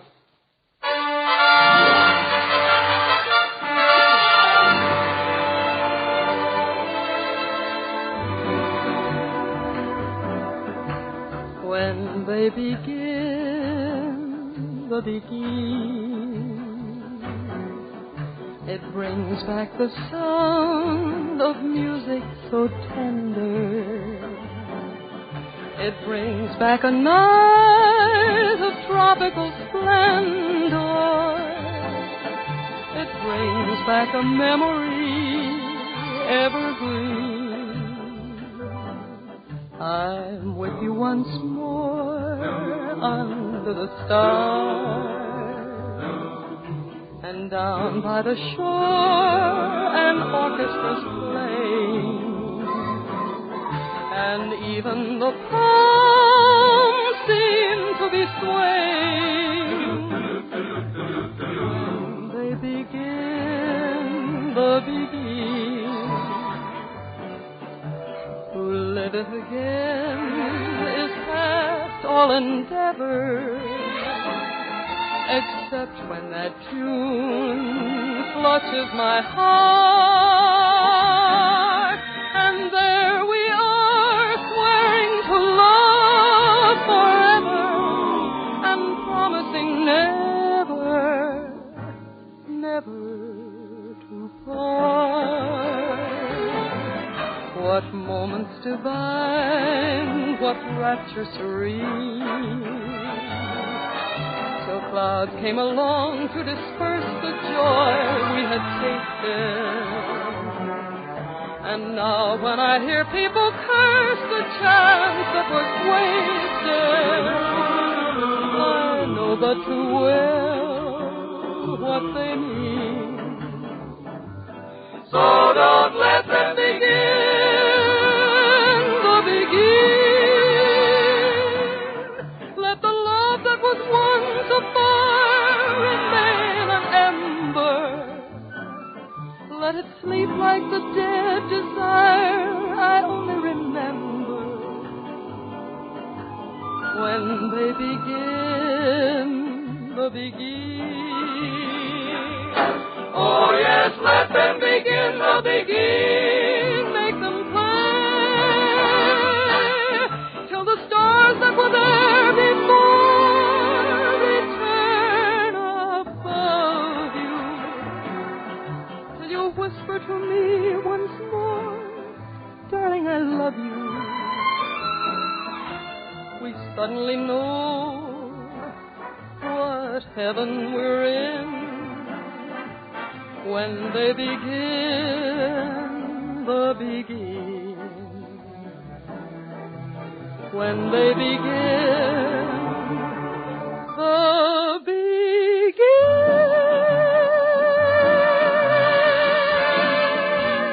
When they begin the begin.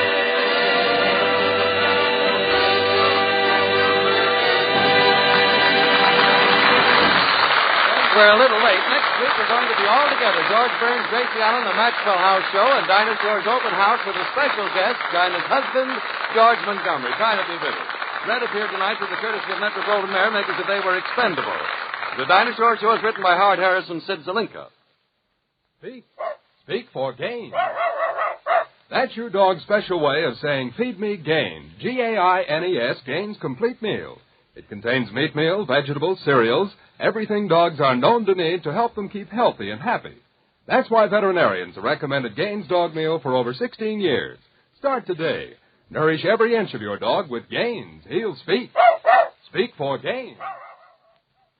America's largest selling dog food.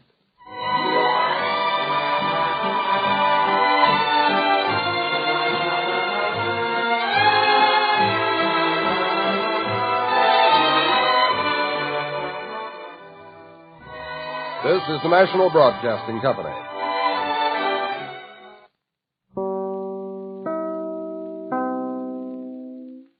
The following program was transcribed from its earlier coast-to-coast release for presentation to the West at this time. This is Erskin Johnson in Hollywood, your Hollywood reporter for the Los Angeles Daily News, the New York World Telegram, Motion Picture Magazine, and 600 newspapers from coast to coast. Today, hot off our Hollywood typewriter, I have headline stories about Brian Donlevy and Joan Crawford, Susan Hayward and Madeline Carroll, Howard Hughes and Bob Hope. And by transatlantic radio, Hollywood, California goes to London, England, 6,828 miles, for an exclusive interview with the famous English star, Michael Redgrave. I'll be back with the stories behind the headlines and today's Hollywood confession, or should we say London confession, in just a moment. Love is like a dizziness. It winna let a poor body gang about his business.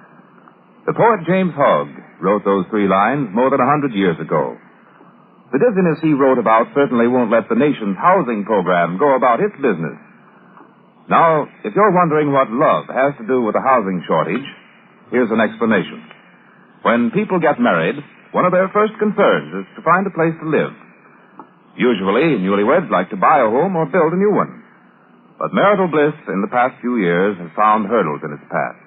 1, the lack of building materials for badly needed homes. And 2, an increase in the number of newlyweds looking for places to live. Back in the 20s and 30s, marriages averaged about 1.2 million a year.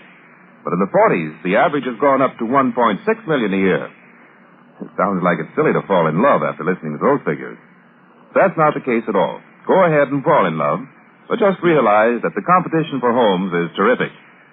Be careful in your frantic search for a place to start your married life. Wait if you possibly can until prices drop to more nearly their true value. You'll help fight inflation, at the same time protect your future budget from crippling payments. Now back to Erskin Johnson.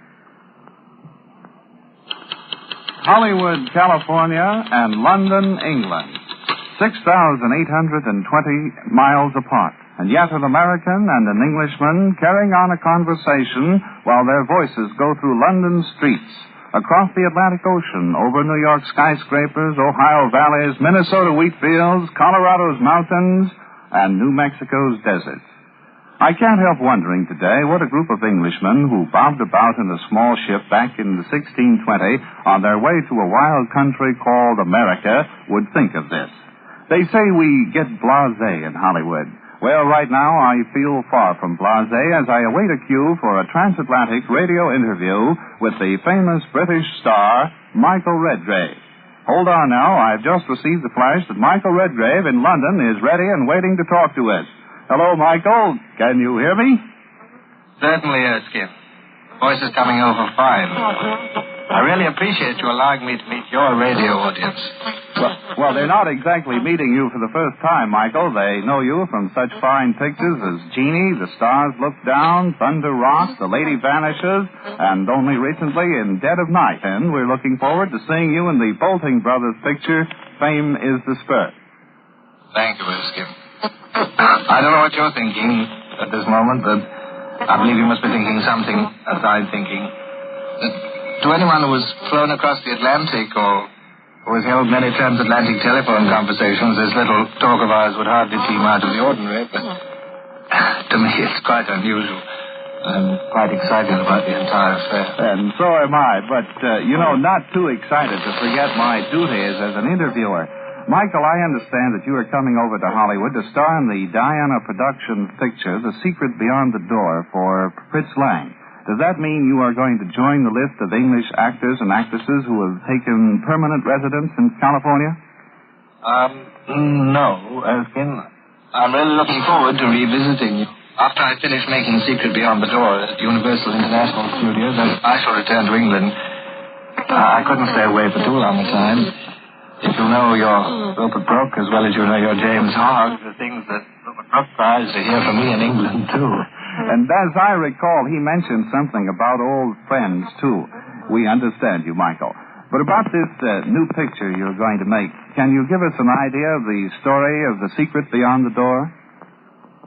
Well, I'm not supposed to divulge the plot, Erskin, but I don't believe Fritz Lang would object to my saying that Secret Beyond the Door is a story of a man's inner thoughts. I forget the dramatic phrase, but I suppose you'd call it thoughts of his subconscious, his soul, the darker, unknown side.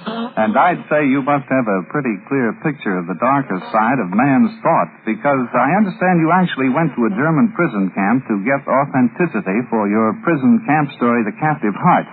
Didn't you talk to a good many former Allied war prisoners about their experiences? Yes, I did visit a German prison camp, Erskin.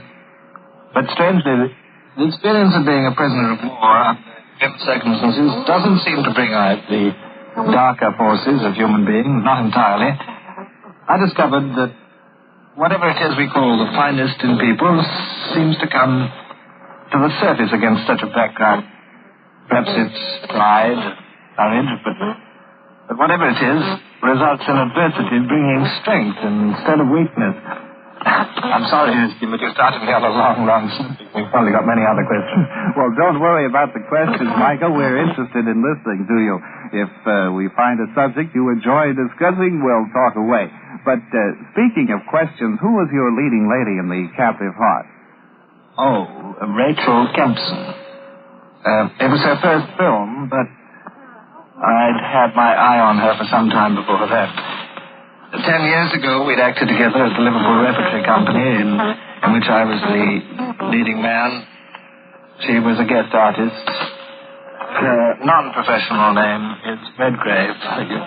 We were married shortly after that first meeting. Well, now that will make your women listeners happy. You know, legend has it there was a time in Hollywood when actors kept their families secret. I don't know how it is in England, but in the United States, nothing makes a woman admire her favorite actor quite so much as to know he's happily married and has children.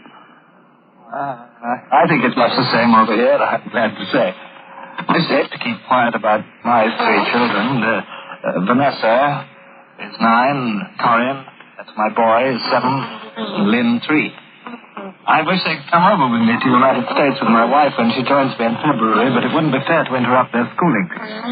I think they're thinking of my visit chiefly in terms of what I'm likely to bring them back. They will also wish to hear about your Indians and cowboys and so on. Well, Michael, I promise to see that you meet an Indian or two and also cowboy star Roy Rogers so that you won't disappoint the children. Speaking of stories, you know, friends of yours here in Hollywood tell me you edited the Cambridge Review when you were at the university.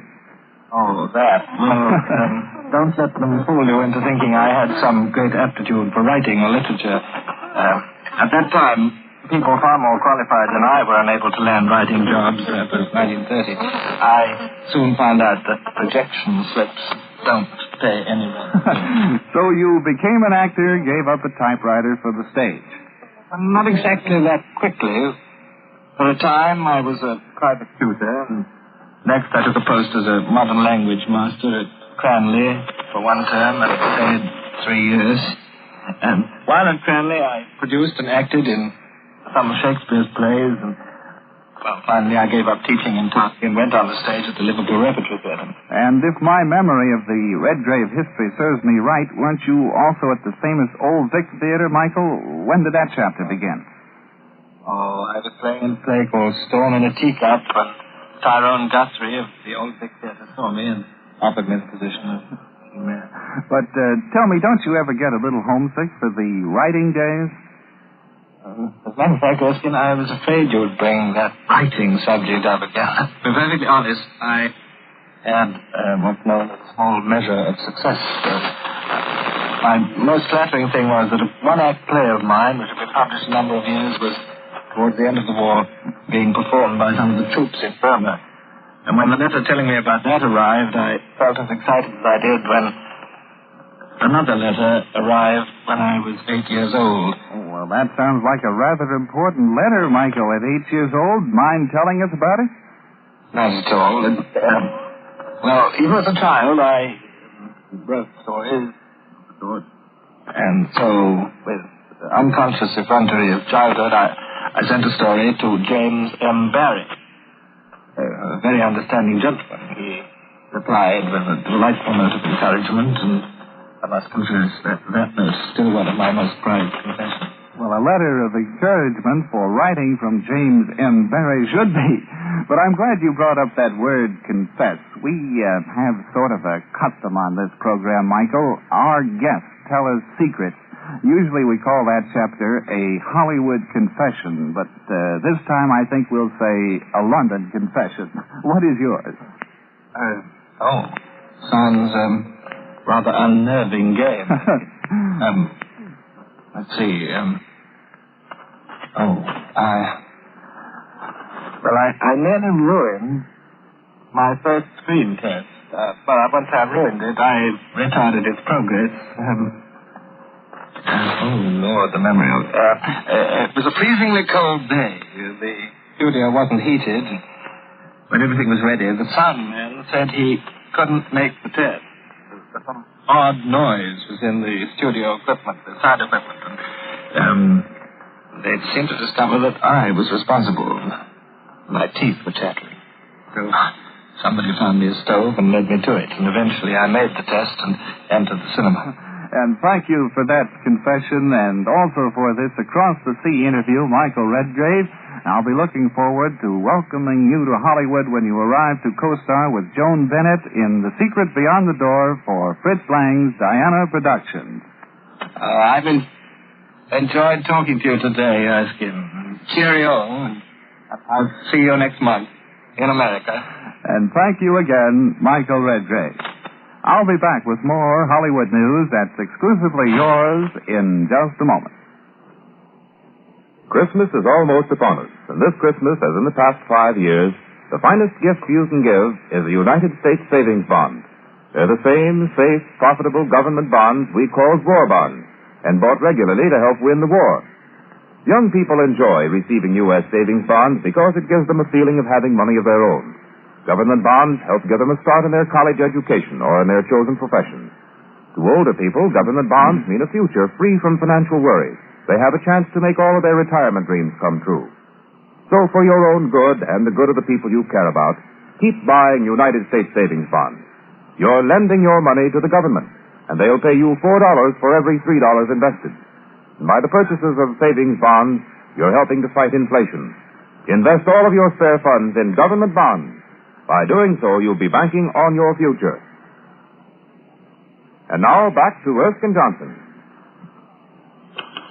And here are today's bulletins from Hollywood. Tommy Dorsey is headed for South America on a vacation. He leaves early in January. There's no chance of a reconciliation for Brian Dunleavy and his wife, who separated several weeks ago. She'll sue for that divorce. Wedding bells will ring in 1947, and that's a prediction for Joan Crawford and Greg Boucher, the Hollywood attorney who flew to her lonesome side in New York City. It's the ex-Mrs. Jack LaRue today. She just won a divorce on charges of extreme mental cruelty in Reno, Nevada. Susan Hayward will be co-starred opposite John Garfield in the picture Burning Journey. Madeline Carroll will arrive in Hollywood soon, but not for motion pictures. She plans to star, however, in several radio shows. The Legion of Decency has blackballed Carmen, the French-language film produced in Italy and now showing in New York City. The picture was banned for suggestive situations and free love. 20th Century Fox is planning a film biography of Sophie Tucker, but only Sophie Tucker herself could play the part of Sophie Tucker. And here is today's best double marquee sign. Hold that blonde under pressure. And that's all for now. This is Erskin Johnson in Hollywood saying so long from the glamour capital of the world. The National Safety Council is doing everything it can to make people aware of the mass murder that is daily occurring on our highways. But more than the Council's effort is needed, it's your cooperation in abiding by highway safety measures that will eventually reduce the accident rate. Always obey traffic regulations. They were designed for your safety. When you're behind the wheel of a car, don't throw caution to the wind. Use common sense, and for the sake of others as well as yourself, drive carefully in a mechanically safe car. This program was transcribed from its earlier coast-to-coast release for presentation to the West at this more favorable time. This is the Mutual Don Lee Broadcasting System. The challenge of the Yukon. On King! On you Huskies! The Wonder Dog King, swiftest and strongest of Eskimo lead dogs, blazes the trail through storm and snow for Sergeant Preston as he meets the challenge of the Yukon. Sergeant Preston was typical of the small band of Northwest Mounted Police who preserved law and order in the new Northwest country, where the greed for wealth and power led to frequent violence and bloodshed. But in spite of the odds against them, Sergeant Preston and his Wonder Dog King met that challenge, and justice ruled triumphant.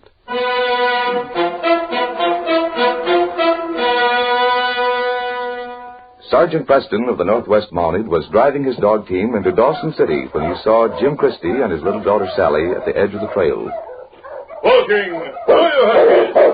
Hello there, Jim. Hi, Sally. Hello, Sergeant Preston. Can I give you a lift? I'm going your way. You sure can. It'll help if I don't have to lug this tree home on my shoulder. Put it on the sled. Sally can ride, too. Oh, thanks, Sergeant Preston. This is my Christmas tree. Daddy let me help pick it out. He just cut it down. And it's a fine tree, too.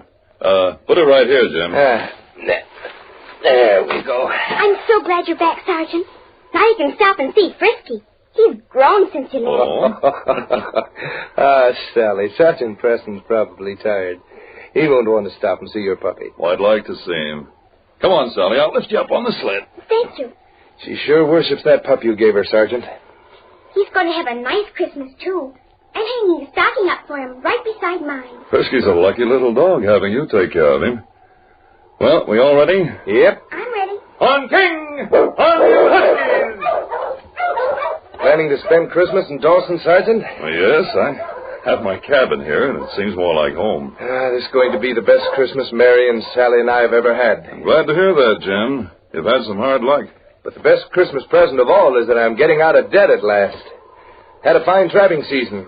I thought I'd never be able to pay back that money I borrowed from Crane. But I think I have enough furs to do it. Well, that is good news. Crane's a hard man. I borrowed money from him last year. Then I didn't find gold. Took to trapping in desperation. But it sure paid off.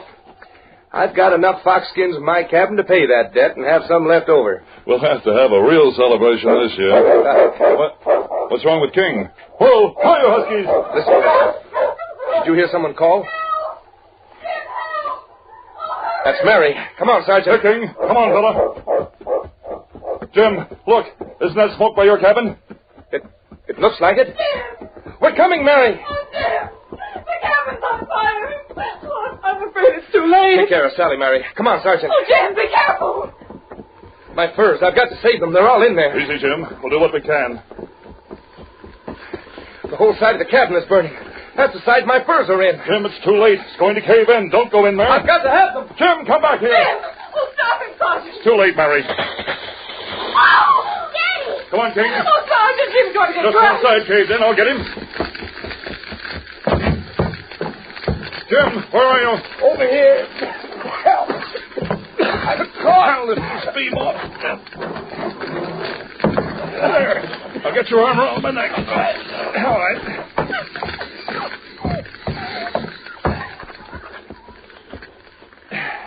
Well, there we are. You all right, Jim? Oh, thank heaven you got him out of there.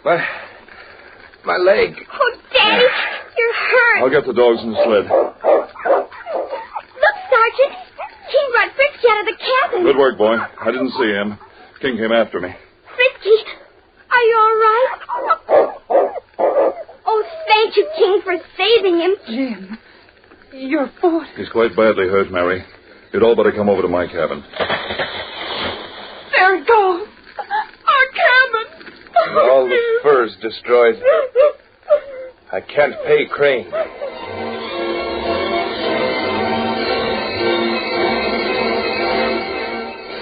Jed Crane was the wealthiest man in Dawson. He sat alone in his office that evening, and a frown deepened the wrinkles between his cold blue eyes as he added a column of figures. 3, 7, 12. Come in. Can I see you a minute, Crane? What do you want, Jake? I just heard some news I thought might interest you. Yep. Jim Christie's cabin burned down this afternoon. Jim Christie? What happened to them furs? All of them burned. Nothing left at all. He said he intended to give them to you. They're full of rotten luck. I was sending after them tomorrow. You sure this ain't a trick? Maybe he hit him somewhere and started the cabin afire himself. Oh, no, they was in there all right. Jim got hurt trying to get them out. Yeah. I'll have to wait another year till he pays me what he owes me. I'm sure a fool to take a chance on him. It's kind of hard on his family, just before Christmas and all. They'll live through it. Boys was talking about taking up a collection for him. Well, don't come to me for anything. It's present enough as far as I'm concerned not getting my money. This Christmas business is a lot of sentimental bosh anyway. Well, it's just for the kid. Nobody cared about my Christmas when I was a kid. It's just another day. Another day in a lousy orphanage. You mean you never got any presents? Presents? Yeah. Yes. Yep, I did get a present once. Yeah? It was Christmas time. Little girl visited the orphanage with her pa and mom. We thought they were looking for a kid to adopt. Out of a clear sky, she come up to me and handed me a toy dog she was carrying and said, "Merry Christmas." Land sakes. It was the first present I ever got. I cried over the thing in bed that night. Carried it around under my shirt for a week. And I waited and hoped. Well, they didn't adopt the kid. My. They never came back. Then one day I threw the dog away. As far as I could throw it. And I always hated Christmas. Shucks. Well, you've made up for it since. I'll say it did, but being as hard on everybody as it was hard on me. It's the only way. Well, the boys was all talking about giving something for the kid's sake. Of course, now, if they was all to give enough, say, each give a gold nugget. Yeah, they could start Jim up in business again. Say, maybe they would be fools enough to. It might be worth a try. What are you talking about? Dick, I'll start the ball rolling. Enough nuggets to trim the tree around the top. I'll give the first nugget, a big one, the size of my thumbnail. Of course, Crane, you ain't thinking that maybe you'll get your money if Jim gets enough nuggets to pay you. I never give it a thought. That's it. Here's a chance for you. If you ballyhoo this thing right and Jim does get enough to pay me, I'll give you 10%. It don't seem quite right somehow. Yes, it's right. Otherwise, he's going to have a big debt hanging over his head. Might take a year to pay off. Oh, it'll take more than that. He won't be able to work for a long time with one foot crushed. Well, if you collect enough, he'll have something to live on, maybe. After he pays me. Tell everybody I thought of it. Enough nuggets to trim the Christmas tree. And I'm starting it by giving the biggest nugget of all.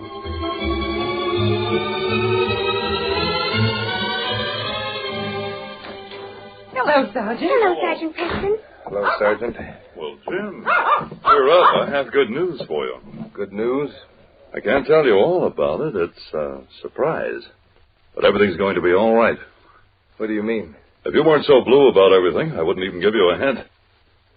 But there's a chance that you're going to have as fine a Christmas as you planned before the fire. What? I'll tell you this much. Jed Crane's a fine man, after all. I guess we were all wrong about him. Jed Crane? You mean Jed Crane is bothering about our Christmas? He wants you to have a better Christmas than you've ever had before. He's the bottom of everything. I'm just as surprised as you are.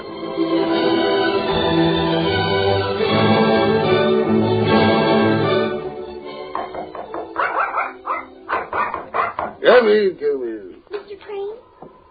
Yes. Who are you? I'm Sally Christie. Oh. Sit down. I came here to... Well, Sergeant Preston told me about the big surprise you planned for Daddy. Oh, he did? And I thought it would be nice if you'd be there when he got it. Christmas Eve. Well, don't think I'm afraid I'll be busy. You mean you'll be trimming your tree or something? No, I don't believe in him. What? But didn't your Let's family... not talk about it. But you'll believe in them if you come over and see mine. Oh, please come, Mr. Crane. Just Sergeant Preston and Daddy and Mom and I'll be there. I don't like Christmas. Maybe that's because you're all alone. Maybe if you come... All right, I'll come. Run along now. I'm busy.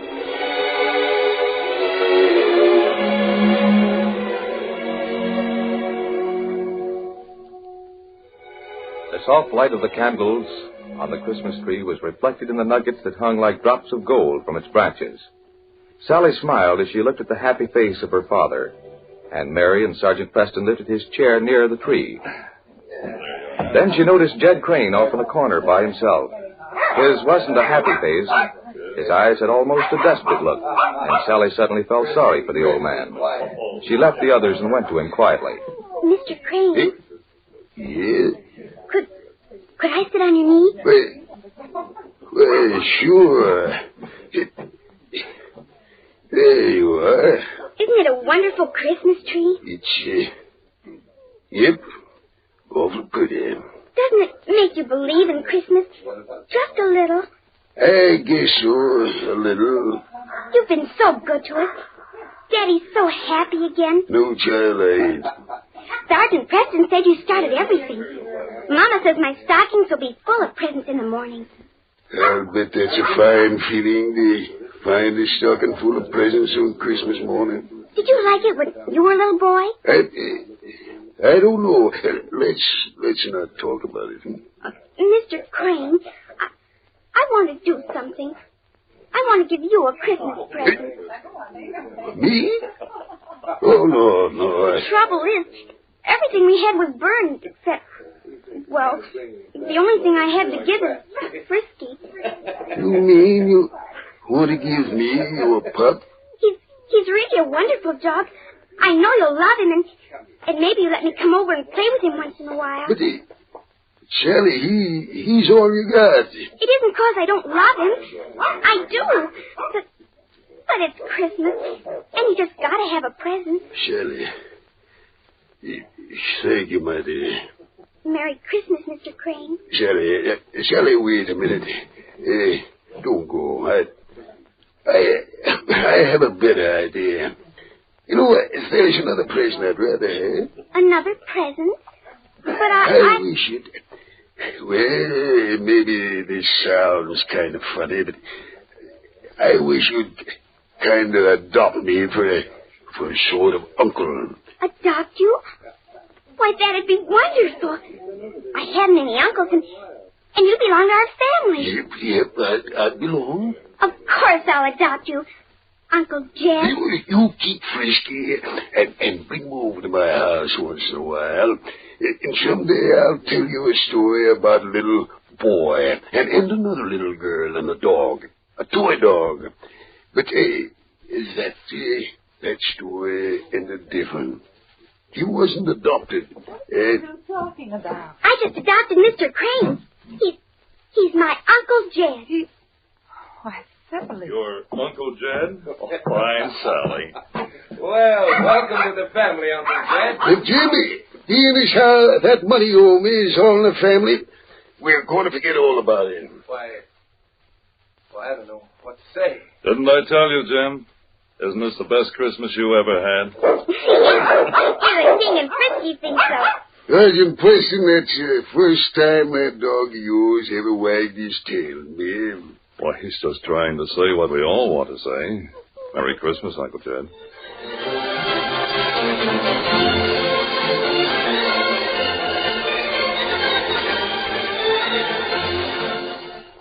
These copyrighted dramas originate in the studios of WXYZ Detroit, and all characters, names, places, and incidents used are fictitious.